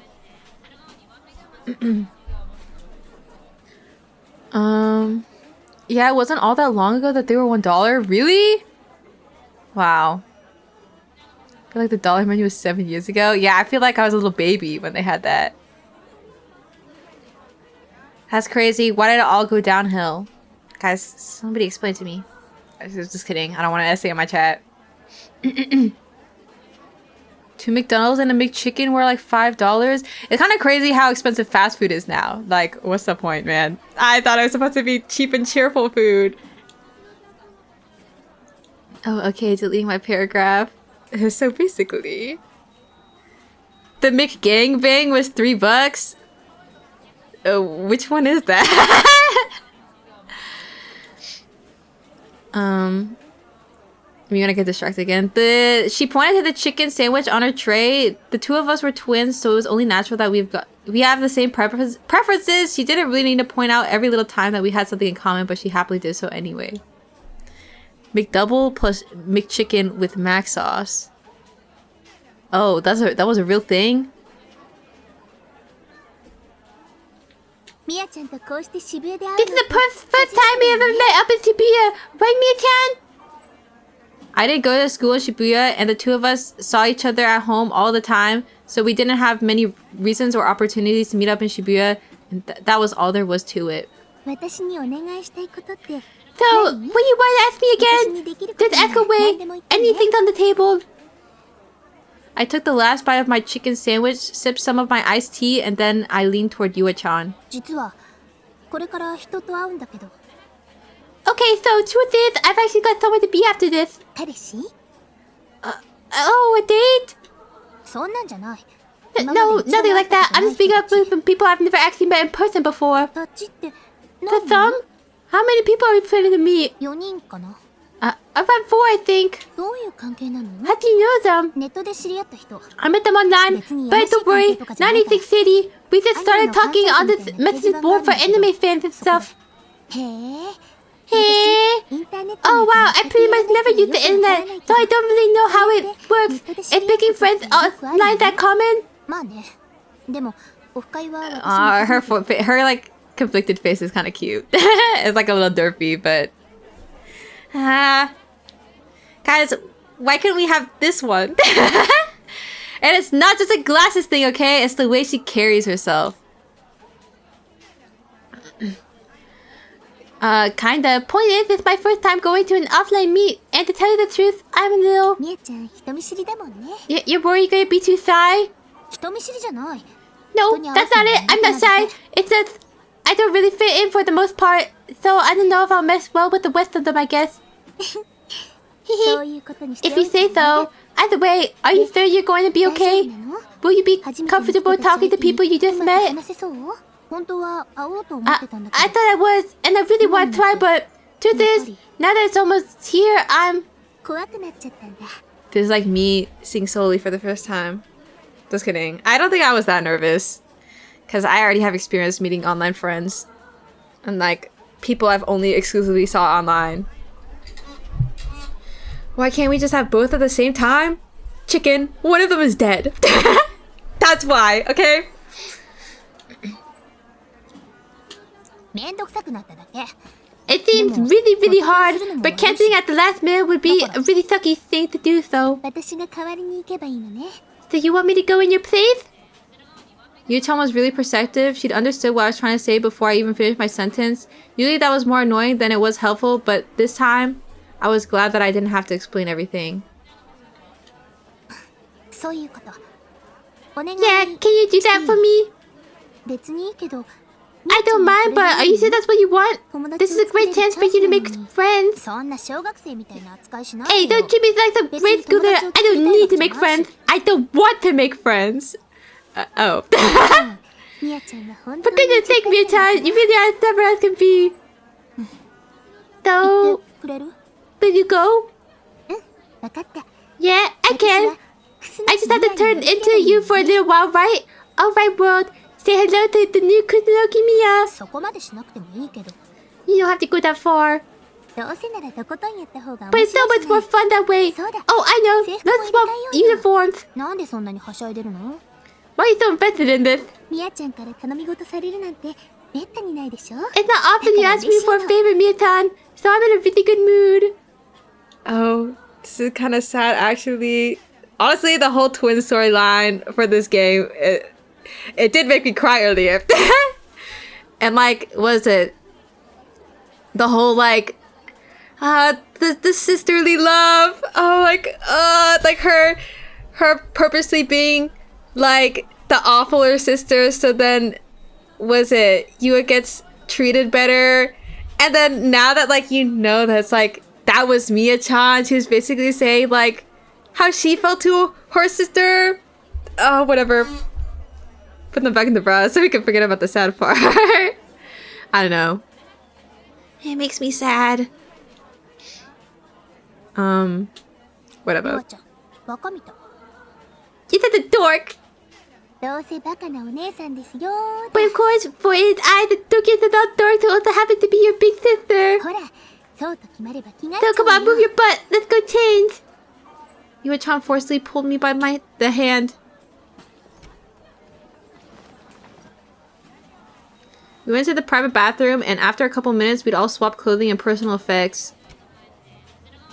みやちゃん、水泳の制服似合うね。 Wow, Mia-chan, you really make the three-way uniform pop. Mom and Dad would totally had a hard time telling who's who. あ、でもメガネかけてたら Oh no, I just realized if I wear my glasses, we'll be found out immediately. Here, I'll just take them off. 今はちょっと難しいか Oh も。 wait, maybe that's not the best idea. I can't see anything. 初対面の相手なんだからここまでしなくてもよかったのに。 It's not like they know what I look like. I never met them before, so really, you don't have to go that far. もうまだ言ってるし。 You still saying that? そろそろなんでしょ Listen, the meeting's starting real それ soon, まで打 so ち合わせしておこうよ。 let's use the time we got left to make this truly perfect. I didn't know anything about anime though, so what should I talk about? 適当に相槌打ってればいいよ。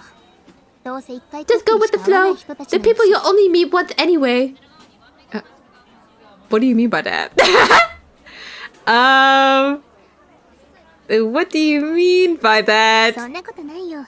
この出会いを通して。 Sure, but it doesn't have to be that way. This is a huge opportunity to meet people. もしかしたら You could make some real lasting friends. Heck, you could even get a boyfriend. 興味ない。 Not interested. あるくせに。 You totally are. You would have had to agree to go otherwise. うるさいな。 Shut up! I hate you! 頑張って。 Oh. 進むのはとってもいいことです Alright, I'm gonna do everything in my power to make a good impression on everyone. Time to show the world how awesome Kusunoki Miya is. 本当にそういうのいいってば。You really don't have to worry about that. If you did, it'd make me harder. It'd be even harder for me to go the second time. If I just wasn't as sociable as she was. それじゃ行ってくるね。 On that note, time to get going. よろしく。 Thanks, Yua-chan. If you know you go crazy out there, and okay, impression is good enough, okay? はい。 Yeah, I know, hee. みやち See ゃ you ん。 later, Mia-chan. And they did not see each other later. Mia-chan smiled and waved goodbye, wearing my uniform, holding my bag, and then she disappeared into the crowds of Shibuya as none other than Kusunoki Mia. Uh-oh. That had been the last time I'd ever seen Yua-chan. I then had gone home waiting for her to come back. Only to see that case on the news. Oh.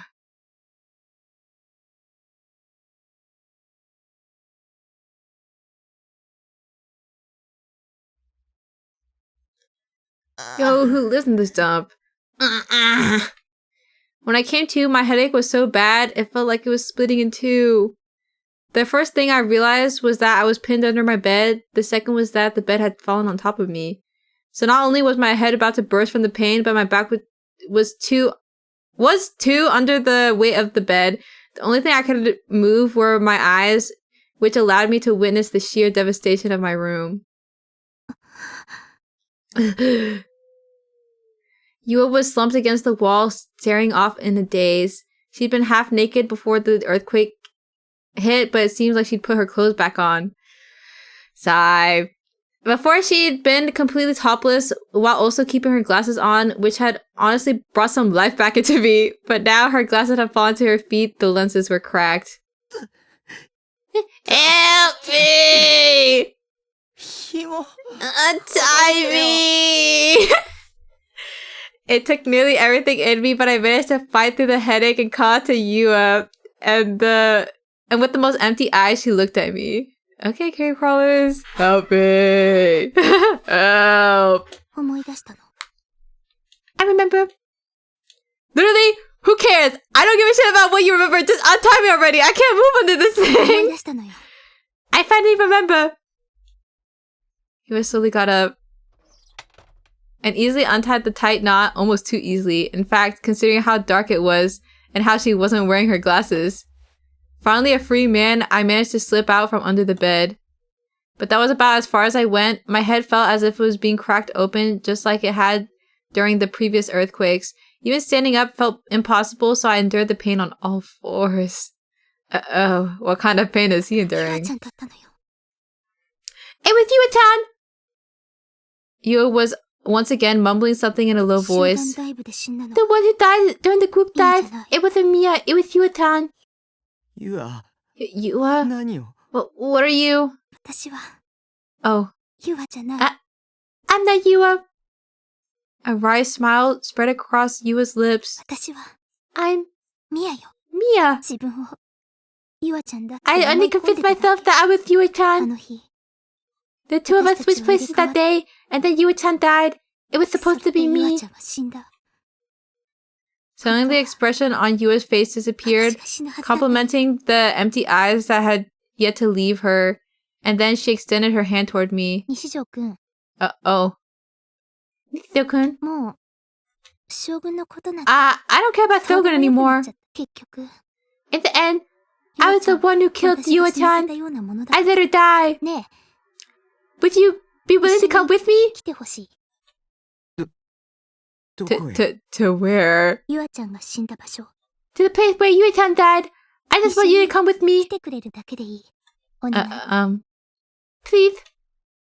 I didn't know why exactly she was asking me this, but I had an idea. An idea that soon became a realization. Mia was planning to die. I had no idea whether or not I should stop her. It was probably too late for me to say anything that might reach her. And so I took Mia's hand and went to pull myself up.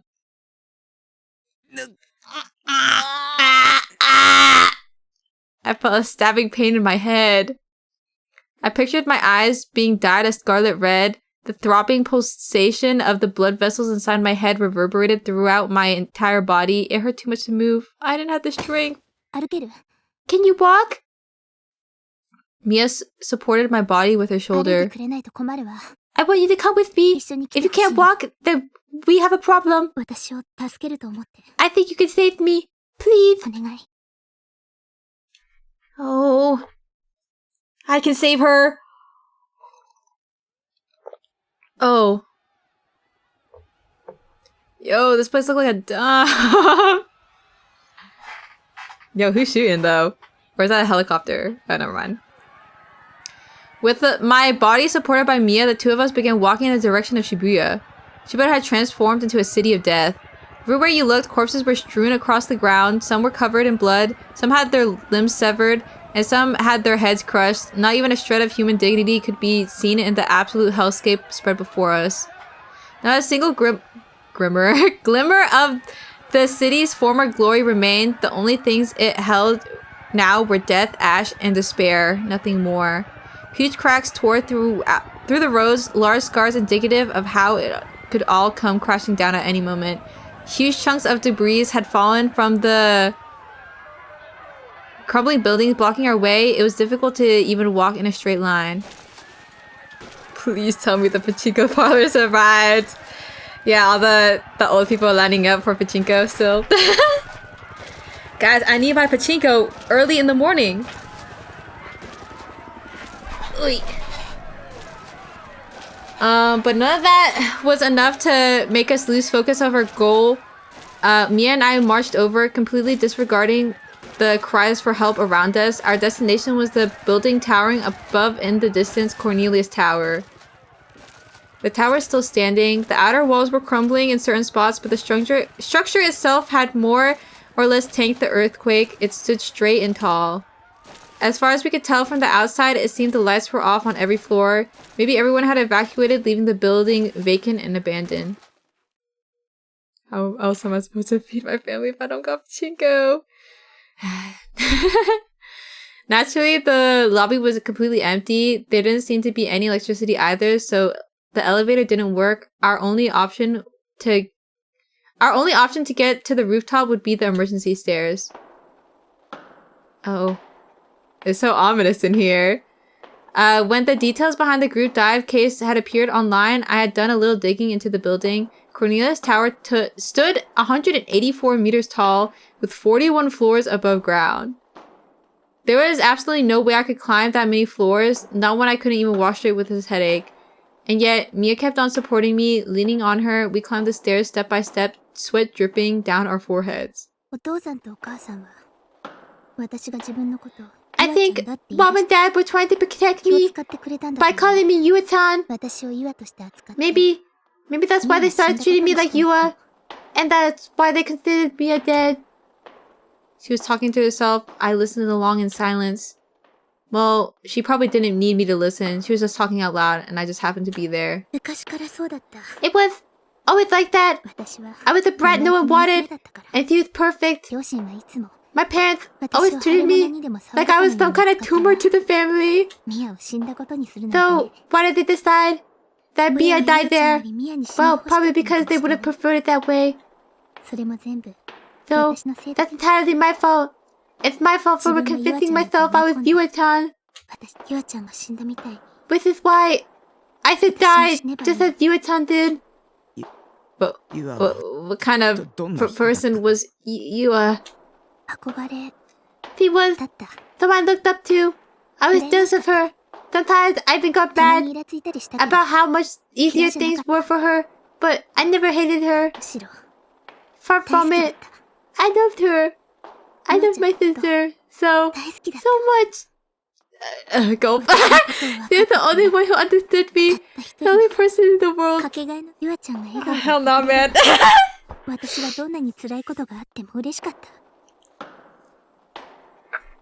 I'm not even drunk. Her smile always made me so happy, no matter how hard things were for me. She was always worried about me. I always felt so guilty about it. And in the end, I started acting distant with her, but she didn't care. She was always nice to me, no matter how I treated her. Yua-chan. Mia kept climbing the stairs. Tears gently streaming down her face. Were they tears of regret, tears of sorrow, tears of guilt? That I couldn't tell. Rip.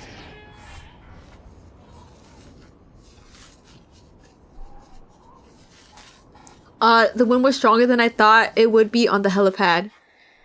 A panorama of Shibuya's nightscape spread out right before our eyes, but now its former brilliance was nowhere to be found. The city had been fully engulfed in darkness. One could just barely make out landmarks like Tokyo Tower, Roppongi Bills, or other buildings situated in Shinjuku in the distance. The Shibuya beneath our feet was veiled in complete and utter silence. There was very little light, allowing darkness, complete reign over the ruined city. If it were noon, then Shibuya's new form would be nothing less but stupefying. Or than stupefying. Nishijo-kun! If you want to. Mia gently let me go, retracting the arm that had been supporting me. I immediately sank to the ground, not a single ounce of energy left in my legs. Will you fly with me? Takumi, let's group suicide. Mia stared deep into the dark night. Fierce gusts of wind sent her long hair fluttering in the sky, hiding her expression from view. That was when I realized Mia had come here to jump, to follow in her sister's footsteps. With that in mind, my answer was clear. Hell no. I don't want to die. Why would I want to double suicide with the girl who imprisoned me? Yeah, I don't know you like that. I figured you'd say that. One step at a time, Mia walked toward the edge of the heliport, facing the strong wind head on. Oh right, about that Seira-chan figure I ordered with you. Suddenly she stopped and turned around. I went and picked it up. She's so cute and sexy too. I really love it. So much so that I even keep it on my desk in my room. A transient smile spread over Mia's lips. Of all times for her to have said that, why now? I don't care what you say. You'll still get no sympathy from me. That's okay. I don't need any sympathy. Well, then, goodbye, Nishijo-kun. The boy who killed me. I'm going to where Yuri-chan is now. Oh. Wait, don't jump though. I kind of bonded. I kind of bonded with her. What Nishijo-kun had said was very reasonable. It was strange though. It made me feel lonely. There was this heart-rending pain in my chest. In the end, I had never been afforded the opportunity to confirm whether or not he was Shogun. Maybe he was telling the truth, and I was the one who had gotten it all wrong. But even if I wasn't wrong, there was no point in holding a grudge against him now. If only I hadn't asked Yua-chan to switch places with me back then. If only I had just gone to the offline meet myself, Yua-chan would still be alive. Yua-chan hadn't deserved to die. She'd had so many friends. Our parents had loved her more than anything. She had been the smartest, most beautiful girl I've ever met. And yet she died anyway. Kusunoki Yua died anyway. And when she did, Kusunoki Mia had disappeared along with her. She'd vanished into thin air, becoming a ghost. That was the choice I had made back then. I could no longer tell whether I was alive or dead. All I knew was that Yua-chan wasn't here anymore, so I'd rather be dead. I stood at the edge of the helipad, where Yua-chan and the other four had jumped off that night. Looking down made me dizzy. The whole nightscape was pitch black. All the lights... This is actually so bad. Guys, I hate reading sister stuff. Whatever. I should call my sister tomorrow. Go hug your sister right now. She's probably sleeping. It's whatever. I'm chill and nonchalant. The whole nightscape was pitch black. All the lights in the city had gone out. And yet, even in that darkness, I could still tell how high up I really was. I wonder how Yua-chan had felt when she jumped off here. She had probably been terrified. I'm so sorry. I'm sorry, Yua-chan. I'm sorry you had to go through something so terrifying because of me. I'll be going too very soon. I will take the pain that you endured, the pain that I alone was supposed to feel, and engrave it to my body, Yua-chan. I took a deep breath. My heart and mind were at peace. I wasn't afraid of dying. I spread my wings. My arms lay in the empty air. I closed my eyes. And then I stepped forward into the bottomless abyss before me. Oh. And with nothing there to support me anymore. Oh. Dang. Takumi really didn't give a fuck. I fell. My whole world turned upside down. There was nothing left to chain me back. Even though I was in free fall, it felt like I was floating amid the rumbling of the wind. The ground was rushing toward me, the very same asphalt that Yua had crashed into 2 months back. The hardened tar that had crushed her bones, ruptured her organs, and sprayed her blood and gray matter across itself. I don't want to die. Just a moment ago, I hadn't been afraid to die, but the second I lost control of my body, I'd been overcome with an immense sense of dread. I don't want to die! Even if Yua-chan had died, I'd still want to live. This was just my survival instincts taking over. I screamed. I screamed from the bottom of my soul. I desperately reached out my hand to the distant night sky above me. I knew there was no one... I knew that there was no one that could grab onto it. But I reached out all the same. There was no end to my screams. I pleaded, I don't want to die! But nobody heard me. Nobody grabbed my hand. I simply fell, with the earth coming closer and closer. Oh. Guys, I thought these routes were supposed to be romantic. No! Oh. Wait, is he good? Eh? I had felt my body shattered to a million pieces, but that feeling had disappeared soon after. Oh. Wait, she's chill though. When I came to, I found myself collapsed on the roof of Cornelius Tower. Nishijo-kun was in front of me. He wasn't looking at me, but he was reaching his hand out even so. Okay, maybe he's alright. But why? I definitely jumped, no doubt about it. I had definitely taken that nearly 180-meter dive and smashed right into the ground. But now I just sat there staring at Nishijo-kun's hand, utterly dumbfounded, even forgot to wipe away the tears streaming down my face. You done? Nishijo-kun's words were blunt and curt. I'd be in deep shit if you died on me. It looked like I pushed you off. I don't want people to think I'm a criminal. I was falling. I jumped off. How am I? Wasn't that just a delusion? A delusion? You're telling me all those sensations, all that pain was just a delusion? That's impossible. It felt so real. Hey, Nishino-kun. Yua-chan. Must have felt that same pain when she died.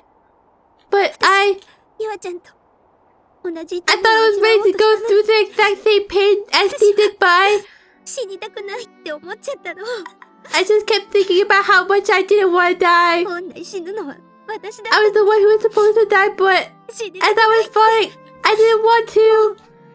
I can't come again. I can't.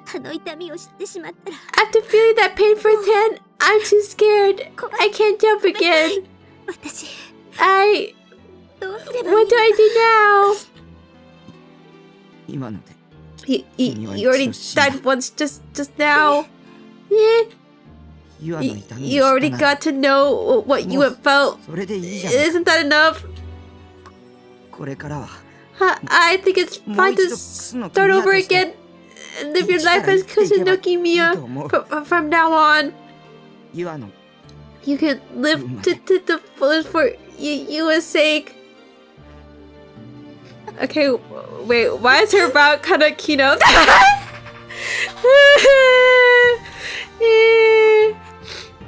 がとう。Thank you. Stipple. Thank you. I reached out for the hand he'd extended out to me and took it. It was so very, very warm. I could feel his body heat through his palm. A warmth so comforting, I felt my hand stop shaking. Okay. Maybe Race isn't crazy after all for liking her. Yo, chills. Yeah, everyone take back all the trash talk. I knew Glasses Girl was awesome. Chills. Wow, how embarrassing. Guys, it's just because I'm sleepy and whatever.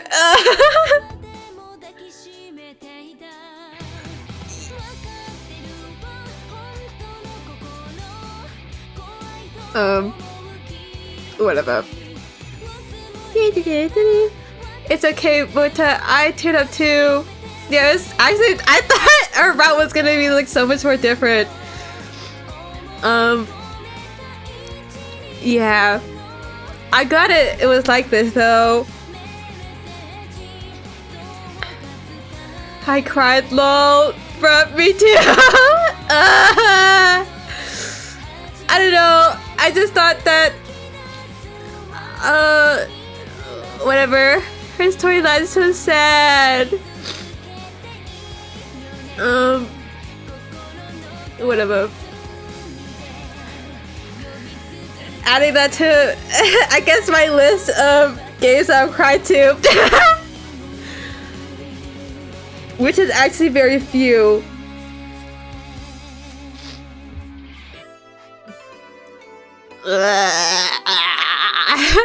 From sex slave to saving from suicide.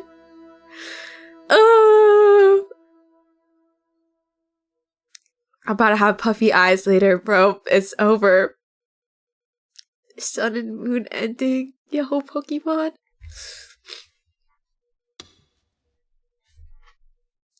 Man, Takumi's such a tsundere.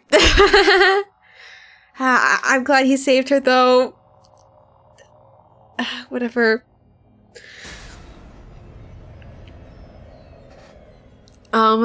So what now, y'all? I mean, I guess we could do the setup for who's next? I think it's ISA. Yeah, guys, don't kill yourselves. I'll be the Takumi. Be like, I don't care if you jump. But secretly I care. Guys, don't do it. Wait, let me look it up.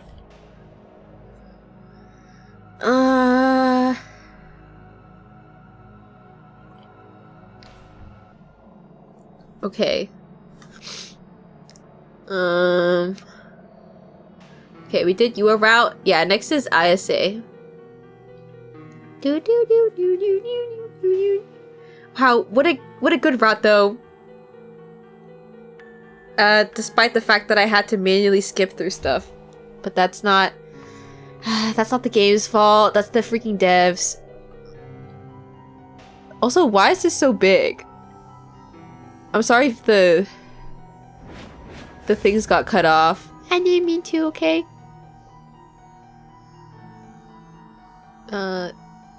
There. Don't feel like I belonged in this game? I feel like none of the character routes feel like they belonged. The Nanami... I feel like these character routes, they don't feel like... They feel very separate from the game, like... Or whatever. Not that that's a bad thing. But I don't know. I'm a changed person. Guys, time to make Chaos Head charms. And then I sell them at ANYC and there's 0 people that recognize the character. Okay. Okay, let's start and then start skipping. Can you make the frog charms with the Gero Froggy? I could. Honestly, it's more marketable, and I think that people that don't even play or like never seen the game would get it just because they like frogs. Wait, this doesn't matter.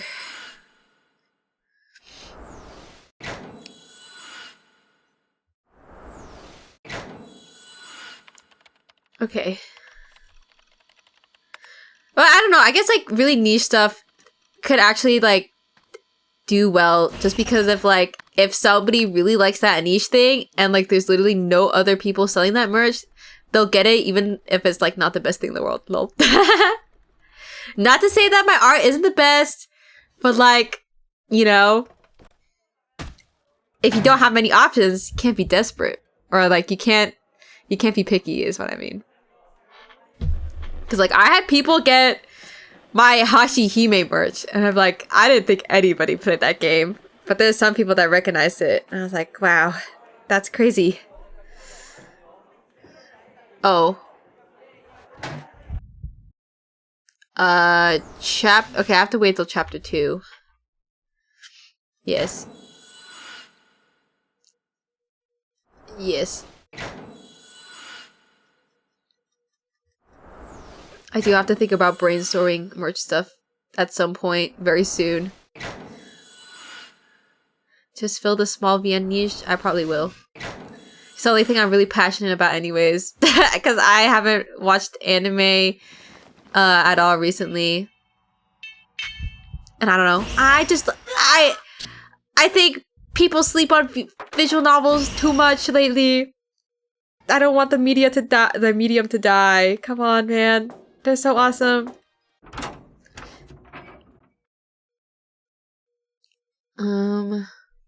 It don't matter. So I'm just gonna keep clicking in.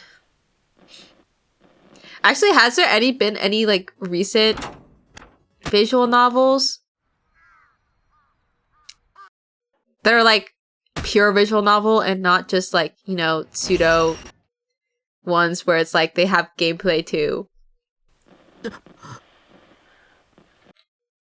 Because I feel like, you know, there's always like the big ones back in the day, but I feel like no visual novel has really like come out and like made waves, if that makes sense. Nobody be making them anymore. Or maybe they just simply just don't do as well, but I feel like the only thing I can recall like being kind of big is like my Nitro plus Yaoi games, my Nitro Chirao. But because that's like kind of like there's not many Yaoi games to begin with, and like that's like their thing. And then also there's like another Yaoi game developer that is also visual novel. So like I don't know, at least on like the Yaoi side of things, they have like the visual novel game is still going strong because I mean like visuals objectively like they take less resources than like games, and like it's more likely that like an indie company would like work on them.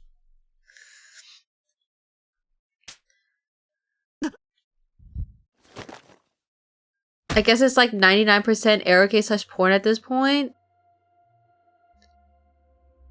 Yeah. Maybe. I mean, some of them I've like, because I know for at least Chaos Head, like this was the most like, is this like the most risky one? Like, you know, boobies and all. Because I know Steins Gate, I don't think I remember it having like, you know, sexy stuff. Is Urban Myth not a VN? I don't know that game. Or maybe I'm just like not very knowledgeable in general. Urban Myth?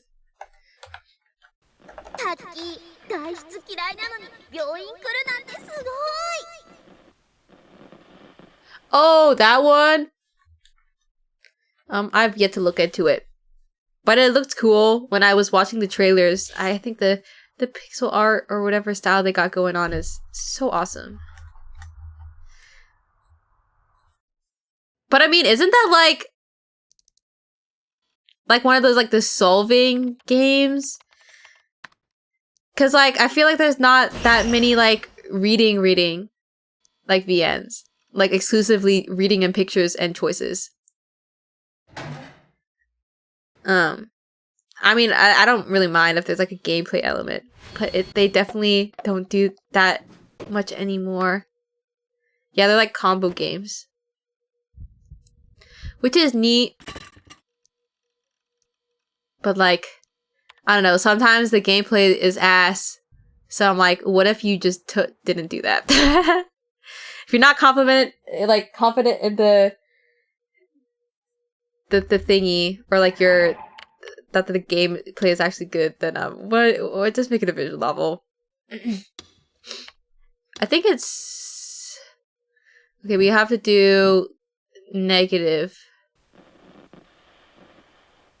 for ISA. Next. Man, my nose is so stuffy. I literally can't be reading anymore.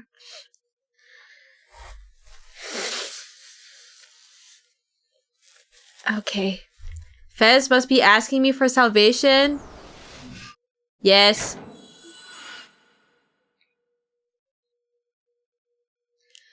I want to give in to Fez's seduction. No.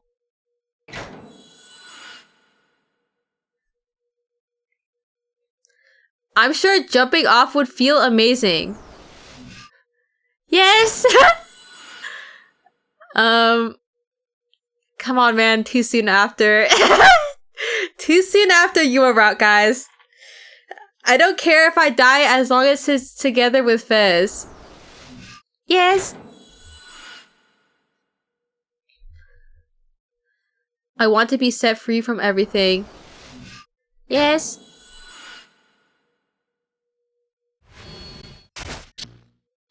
Okay, now we're in... Well, we're not in Fez route yet. We still have to play the rest of the... up until that. But luckily, at least in the common route, the things are actually skippable. So, thank God.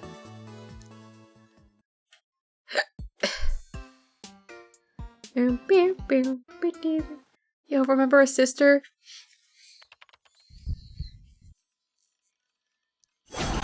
Man, me cleaning out the snot on my nose. Ugh. How could you do this to me? Okay, we're also doing neutral for this one.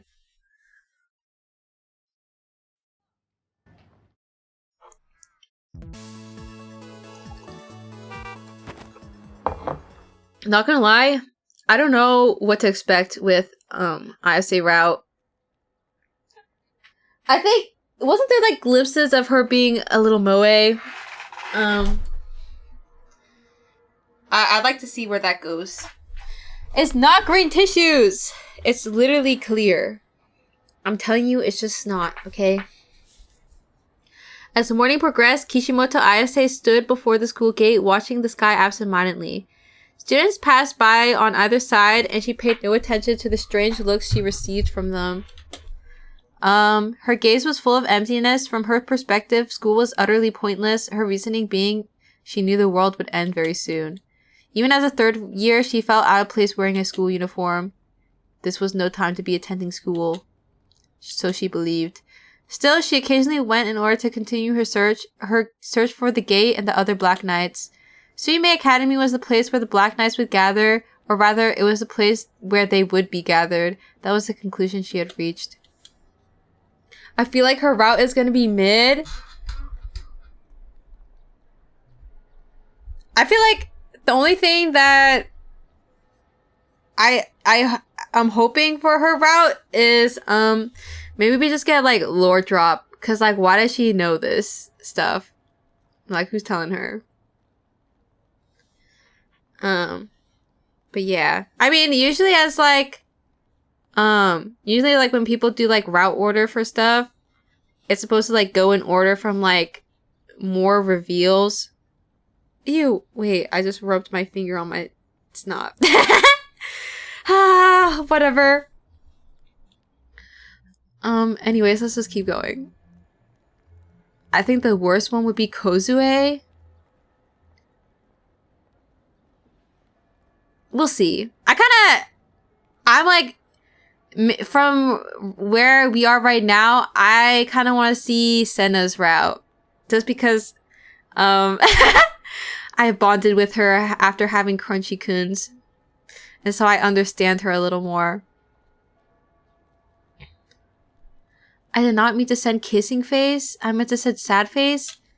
What even is that? I don't even know what you just said. It's like a colon and then like an asterisk. Is that supposed to be a kissing face? Yeah, whatever. From a young age, Ayase had been seen as a problem child.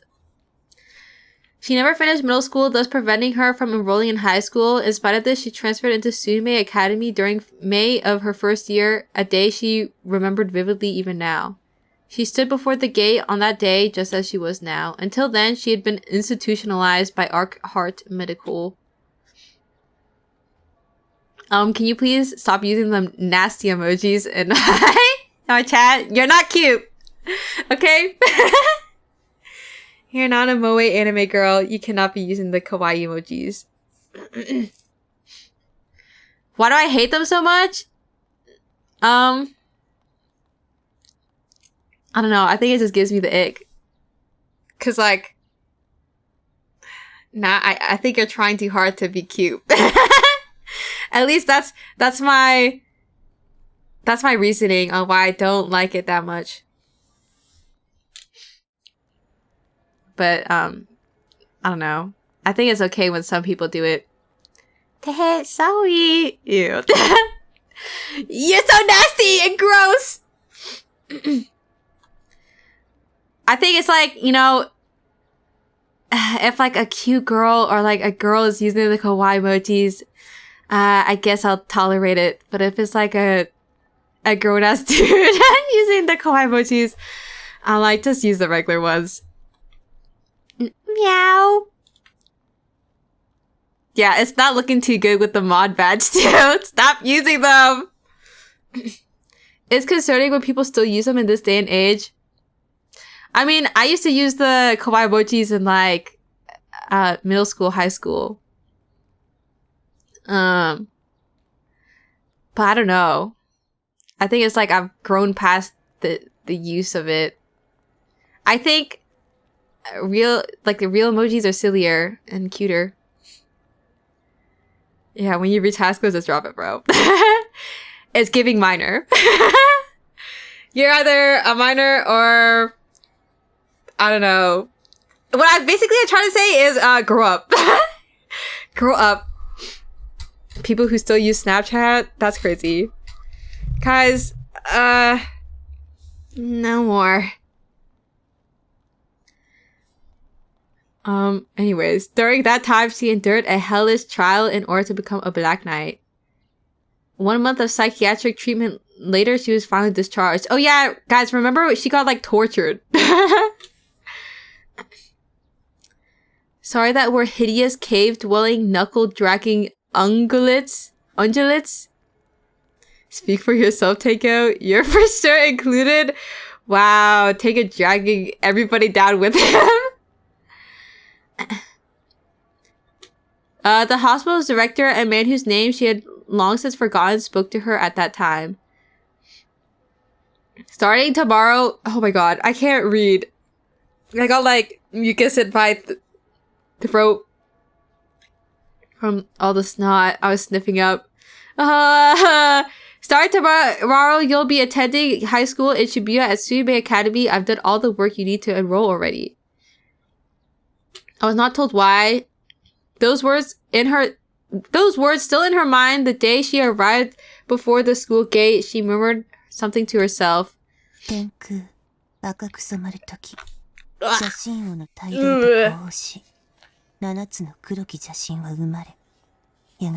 Sorry, sometimes the best solution is to just spit it out, bro. I'm sorry. Surely you didn't hear that.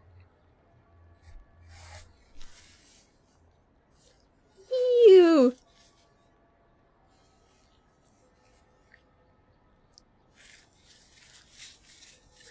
Dog, I gotta hate this. I got phlegm. Maybe I should just drink more water. Water, save me. Oh. I have to go back to ASMR voice. The heavens shall be dyed and red by the quickening of the wicked-hearted king. 7 dark wicked hearts shall face birth in concord with this hour, for they are soon summoned to the Holy Land. そして宣言するのだ。悪夢よ。 And it will come to pass, O nightmares, O calamities, O darkened cadavers, torn asunder, that wicked hearts shall slay one another, as the will be shattered, the world under the wicked-hearted king's dominion. They were the verses of the legend from the gradual book of Psalms of Revelation, the prophecy Ayase had taken to heart. One she uttered only because she knew now for certain this was the gathering place of the Black Knights. Thus she would continue waiting, thus she would continue searching. And as time passed, she never felt a single trace of wickedness until now, at last she could sense the presence of a potential Black Knight. It had certainly kept her waiting, but the change was wholly a welcome one. The time is already growing short. Glacial's resurrection is almost upon us. Her words a faint, quiet murmur, another Black Knight. With this thought, Ayase passed through the gate, seeking the boy she had met at the concert venue.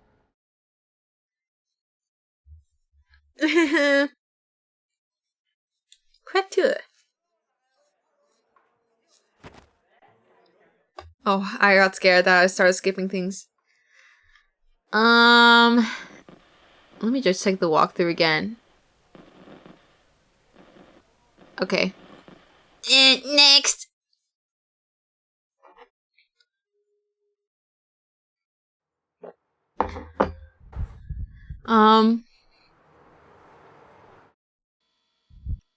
Me when I don't got anything to say.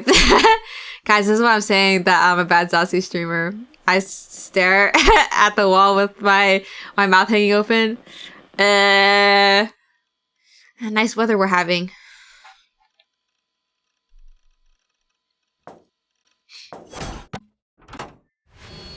I think I need to get more water and throw away my little snot tissues. I'm gonna wait until the next choice pops up, and then I'm gonna hit skip and then BRB. I need more water.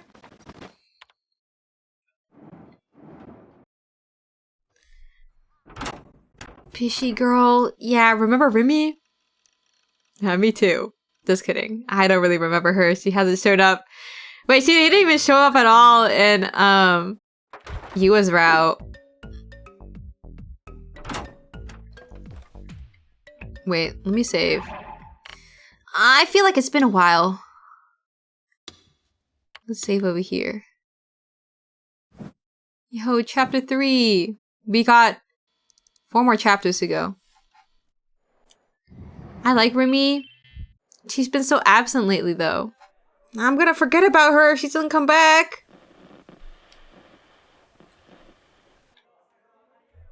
Okay, I'm gonna take this opportunity to get more water.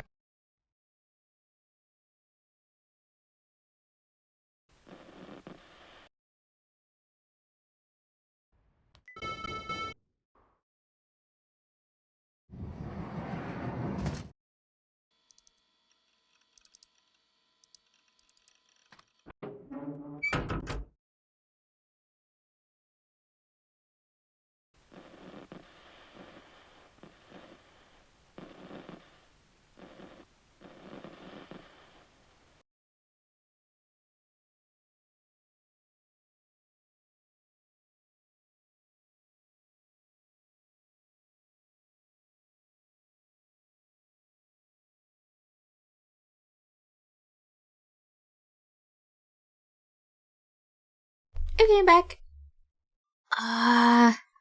Okay. Yo, more skipping. Is everyone having a pleasant night? I think I am. Besides the crying. Wow, I can't wait for Friday though. My dad asked me if I wanted any snacks. Or like, he asked me what I wanted for dinner that night. I was like, wow, that's so thoughtful. I requested burgers, so let's see if it happens. You're streaming, so yeah. Maybe you should find other things to do while I'm not streaming though. Also, hi Jesse. I don't think I said earlier. Put back in. Also, hi Zeb. Yo. What's on the drink menu? My 2 sojus again. But I think this time we have grape and lychee. You hate me? I'm just saying. What are you gonna do on Thursday, huh? When I not stream? You're just gonna be sad the whole day?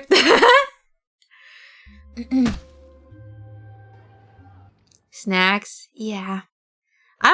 I hope my dad gets chips though. I want something to eat while also drink at the same time besides my dinner. Listening to the stream is shopping for lenses? Like glasses or contacts? Hot chip? Maybe. I feel like hot Cheetos could kind of bang. I'd have to eat it with chopsticks though if I'm streaming. Oh, I should make a list of what snacks I want. I think I'm over. I'm at the end of my cheesy cheddar era of the cheese puff. And then now I want to go back to like regular potato chips. I need this. Camera lenses? Oh. Okay, photographer.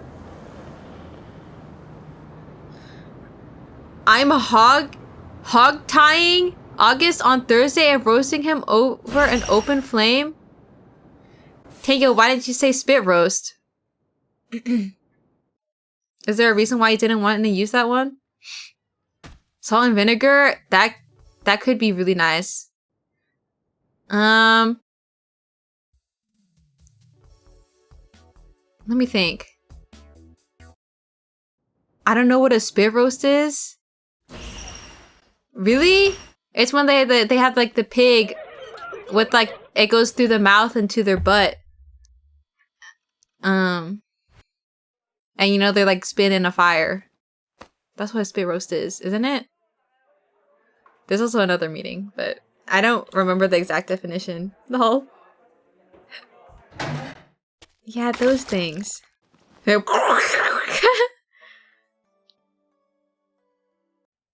Those who know? Oh. Dude, I'll never forget our time in the video store. Or the music store with Remy. That was so sensual. It was burned into my brain. I have a Canon 8E1. I'm looking for some adapters for a Voigtlander Nocton.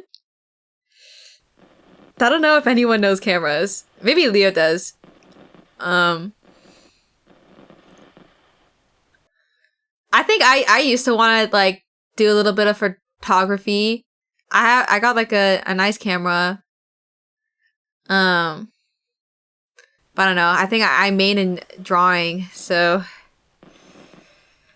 I think okay, on my list of things, I think music is the next skill I really want to learn badly. Phones are good enough now. Okay, but like cameras like can zoom in so far and still look good. Especially like in the zoo, like taking pictures with my nice camera and being able to get like really close-up shots that are like in HD are like they look so nice. But then like the phone camera look kind of shitty. Oh, chicken, you do photography too? I'm not reading all that though. I'm sure you guys are having an intellectual talk though. I used to be a photojournalist? What? Really? That's crazy. Wow, you guys have like big boy jobs. Me, a streamer. And also a Wendy's worker in the past. And a cashier.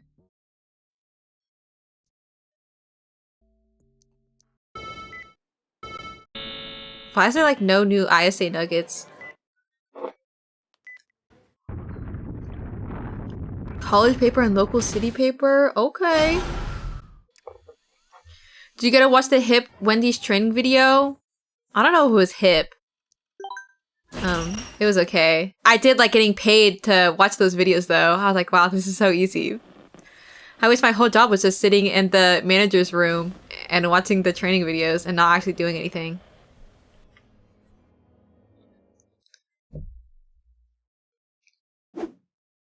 Wendy's worker and cashier are very respectable jobs. I mean, I think that people who work those kind of jobs are very brave. And honestly, whenever there's somebody that's working there for like over 2 years, I'm like,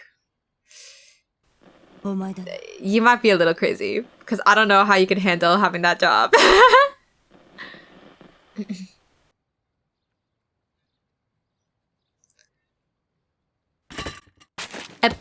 Apertures and focal distances are interchangeable for art. It's a lot of the same stuff. I don't know what that means. Like drawing in perspective? I guess maybe. When people told me they worked 20 years at Target, it made me depressed. I just hope that they can find a job that can treat them well. I don't know, any customer service job is like, I don't know how you can handle that for that long. Because people are not nice. But I don't know, maybe they're the real grinders for real. I don't know. Do you make it 1/4 of the way, August? Oh. You'd probably be a good photographer with what you know about art is drawing. Maybe. I mean, I think I've taken pretty decent pictures before. But it's more like I have to go places to take pictures. Because I kind of only care about taking pictures of pretty scenery. Not like any day-to-day things. Some people really like retail and are respected. I just hope they get paid more. I mean, maybe it's just like my personality. I don't see myself ever liking that kind of work. Like, I feel like I'd only work there and I'd be like putting up with it. Yes, I saw a sword. Who knows? There's some crazy people that really like chatting, but I don't know. I distinctly saw a sword. Yes.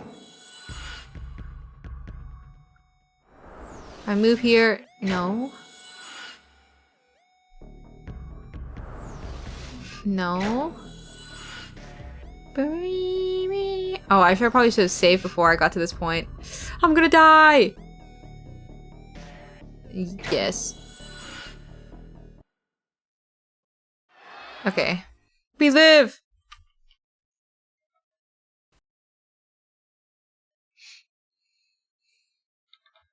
I wouldn't mind if I were paid well, I think. I do like talking to people, but not for minimum wage. Yeah. I think at least like most of the time. Oh! I don't remember that Nanami thing. It's been so long since we've seen the CG. I think they just like, people just need to be paid more. Cause like, you don't get paid enough to deal with like people acting so and so. Eating shit for 200k. Or, I do a lot of things, but I think eating poop is too far. That's like so gross and nasty, and I throw up. But 200k is quite tempting.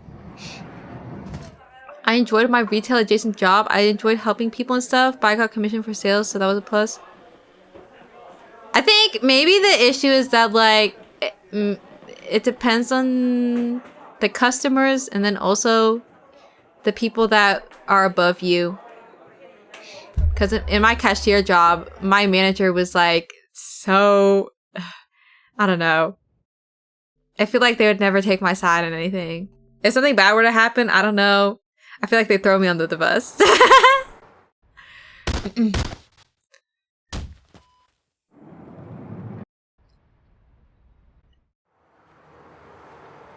It's all about coworkers. What's the worst I do for 200k? I don't want to say. I'm not saying. We're not gonna open that can of worms. I was gonna say something just to be funny, but I'm a little worried if I do.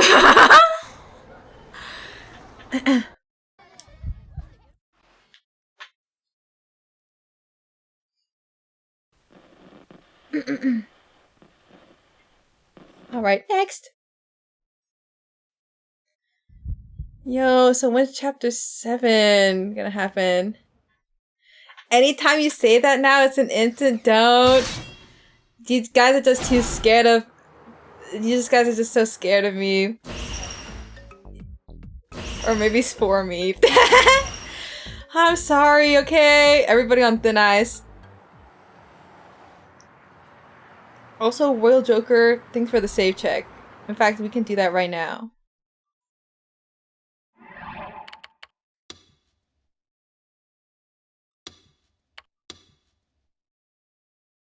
Can I be a bad influence? No. No.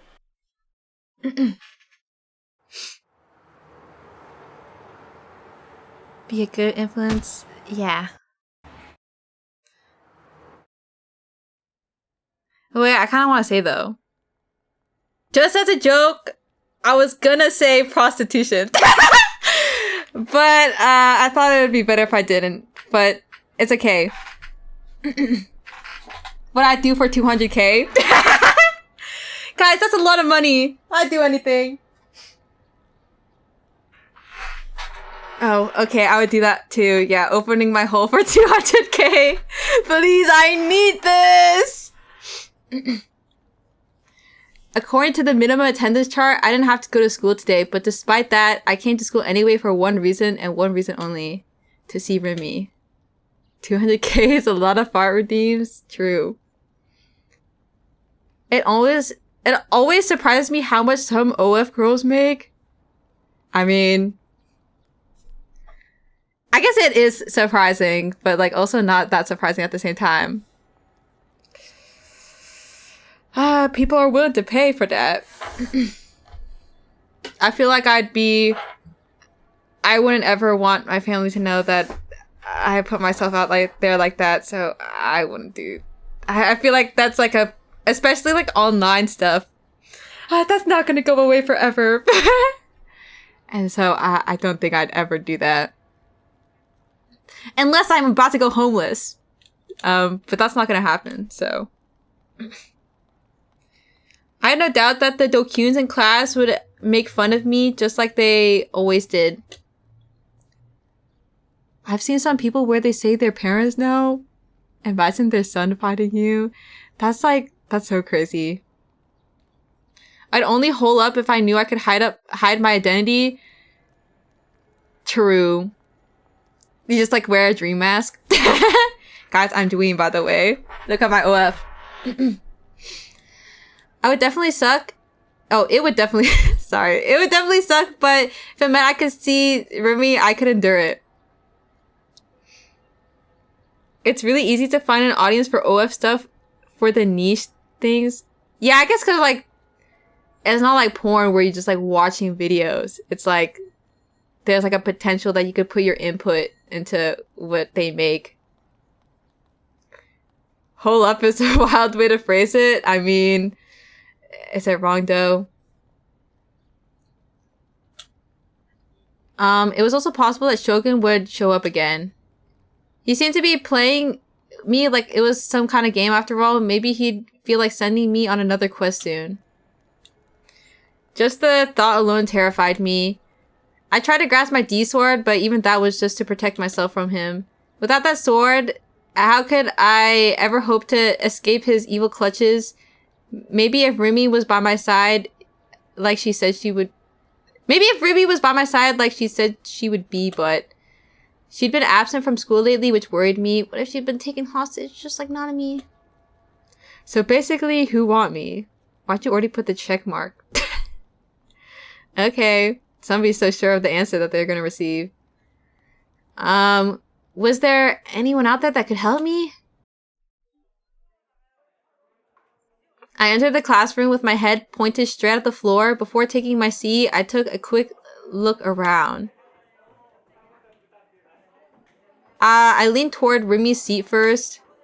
Empty. Was she taking today off too? Was it really that simple? Was she really just taking time off? I began to feel anxious. Next, I looked over at Kozupi's desk. I'm sorry.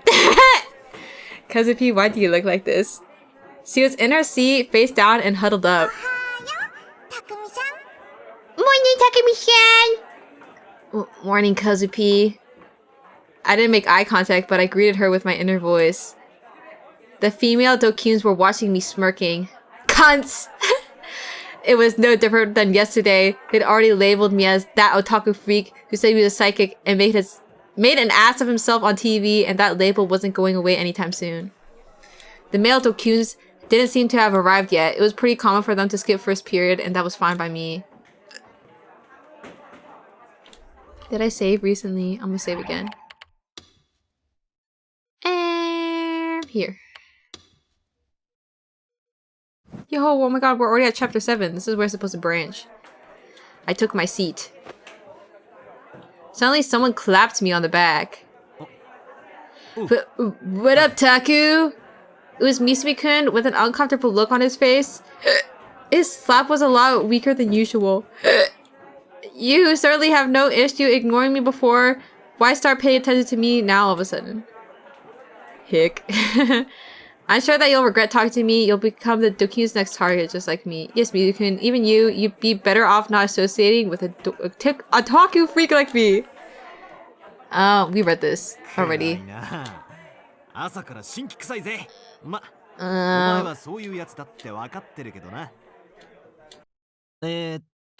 Oh.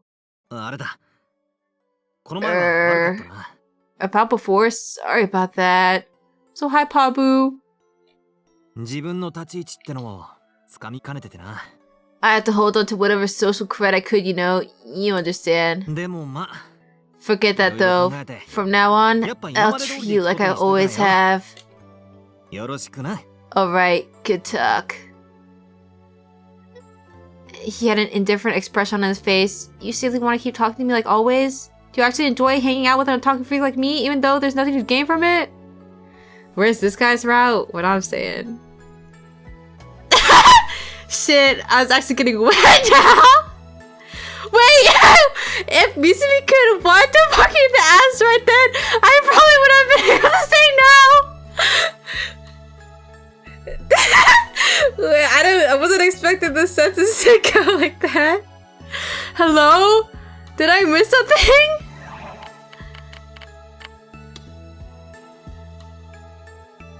I don't remember this, guys. Well, to be honest, I just figured being nice to her will help me stay popular with the ladies. Does he have lingerie? We've already checked, and unfortunately, he doesn't. He's kind enough to keep talking to human trash like him? What a boat, swoon, you know? Misumi Daisuke, go die in a hole. And to think I was this close to falling for you, full homo. If you didn't open your stupid mouth, nobody would have ever realized you were such a narcissist. Worst of all, as if I even needed to say it, was that it was totally in character. He was being completely sincere. Put up the AO3 tag for him. There's no way nobody did that. I feel like they could have some real magic going on. He can go full misogynistic and like never date any women and just go gay. And so I finally cracked, my lips curved into a bitter smile. Yeah, did you hear about Kishimoto? Apparently she's still in the hospital. Her injuries weren't all that bad, but she's pretty messed up in the head. Listen up, Taku. You wanna know the fastest way to a woman's heart? Act like you care in her moment of weakness. Wait, he's low-key doing that to us though? So on that note, I'm seriously thinking about paying Kishimoto a visit. Oh yeah, while we're at it, Taku, you know Kishimoto, right? You mind coming with me? It was the typical subject matter for Misumi-kun, but that was beside the point. He mentioned ISA. With Rumi gone, maybe she was someone I could turn to. Maybe I could depend on someone like her.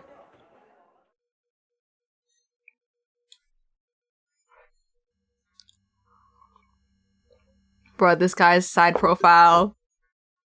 Oh.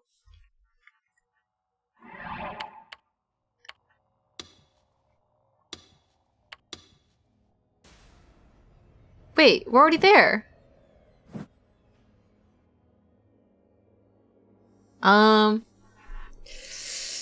guess we start next time? Wow. Wow, what a short stream, guys. Not even 4 hours. Well, see ya. Let's go find somebody to raid. Oh. Yeah, guys, how unfortunate. Bye.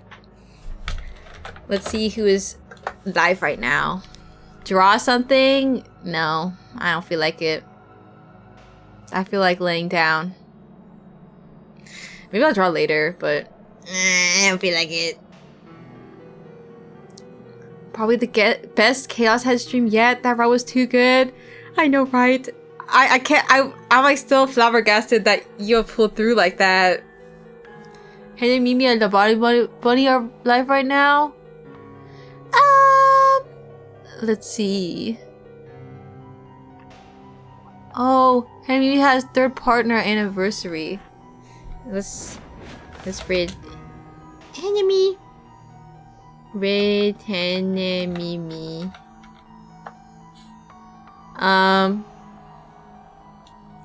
I don't know what to do for this one.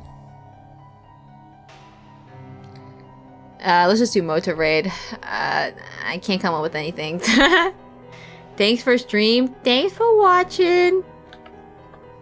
Our epic drunk stream will be Friday. But also there might be a little surprise on Thursday, but it's not a stream. But I think it's something worth being excited about, maybe. Yes, we are drinking Thursday. It's Drunk Repo.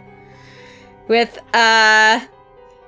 solely berries and maybe Nino. Nino says there's a possibility she might be busy because she has to prepare for her birthday stuff next week. But hopefully she shows up too. But if not, yeah, we gonna be drinking and having fun. Sigh, I'll buy alcohol. Yeah. Get to it. Alright. And thanks for coming and watching me play.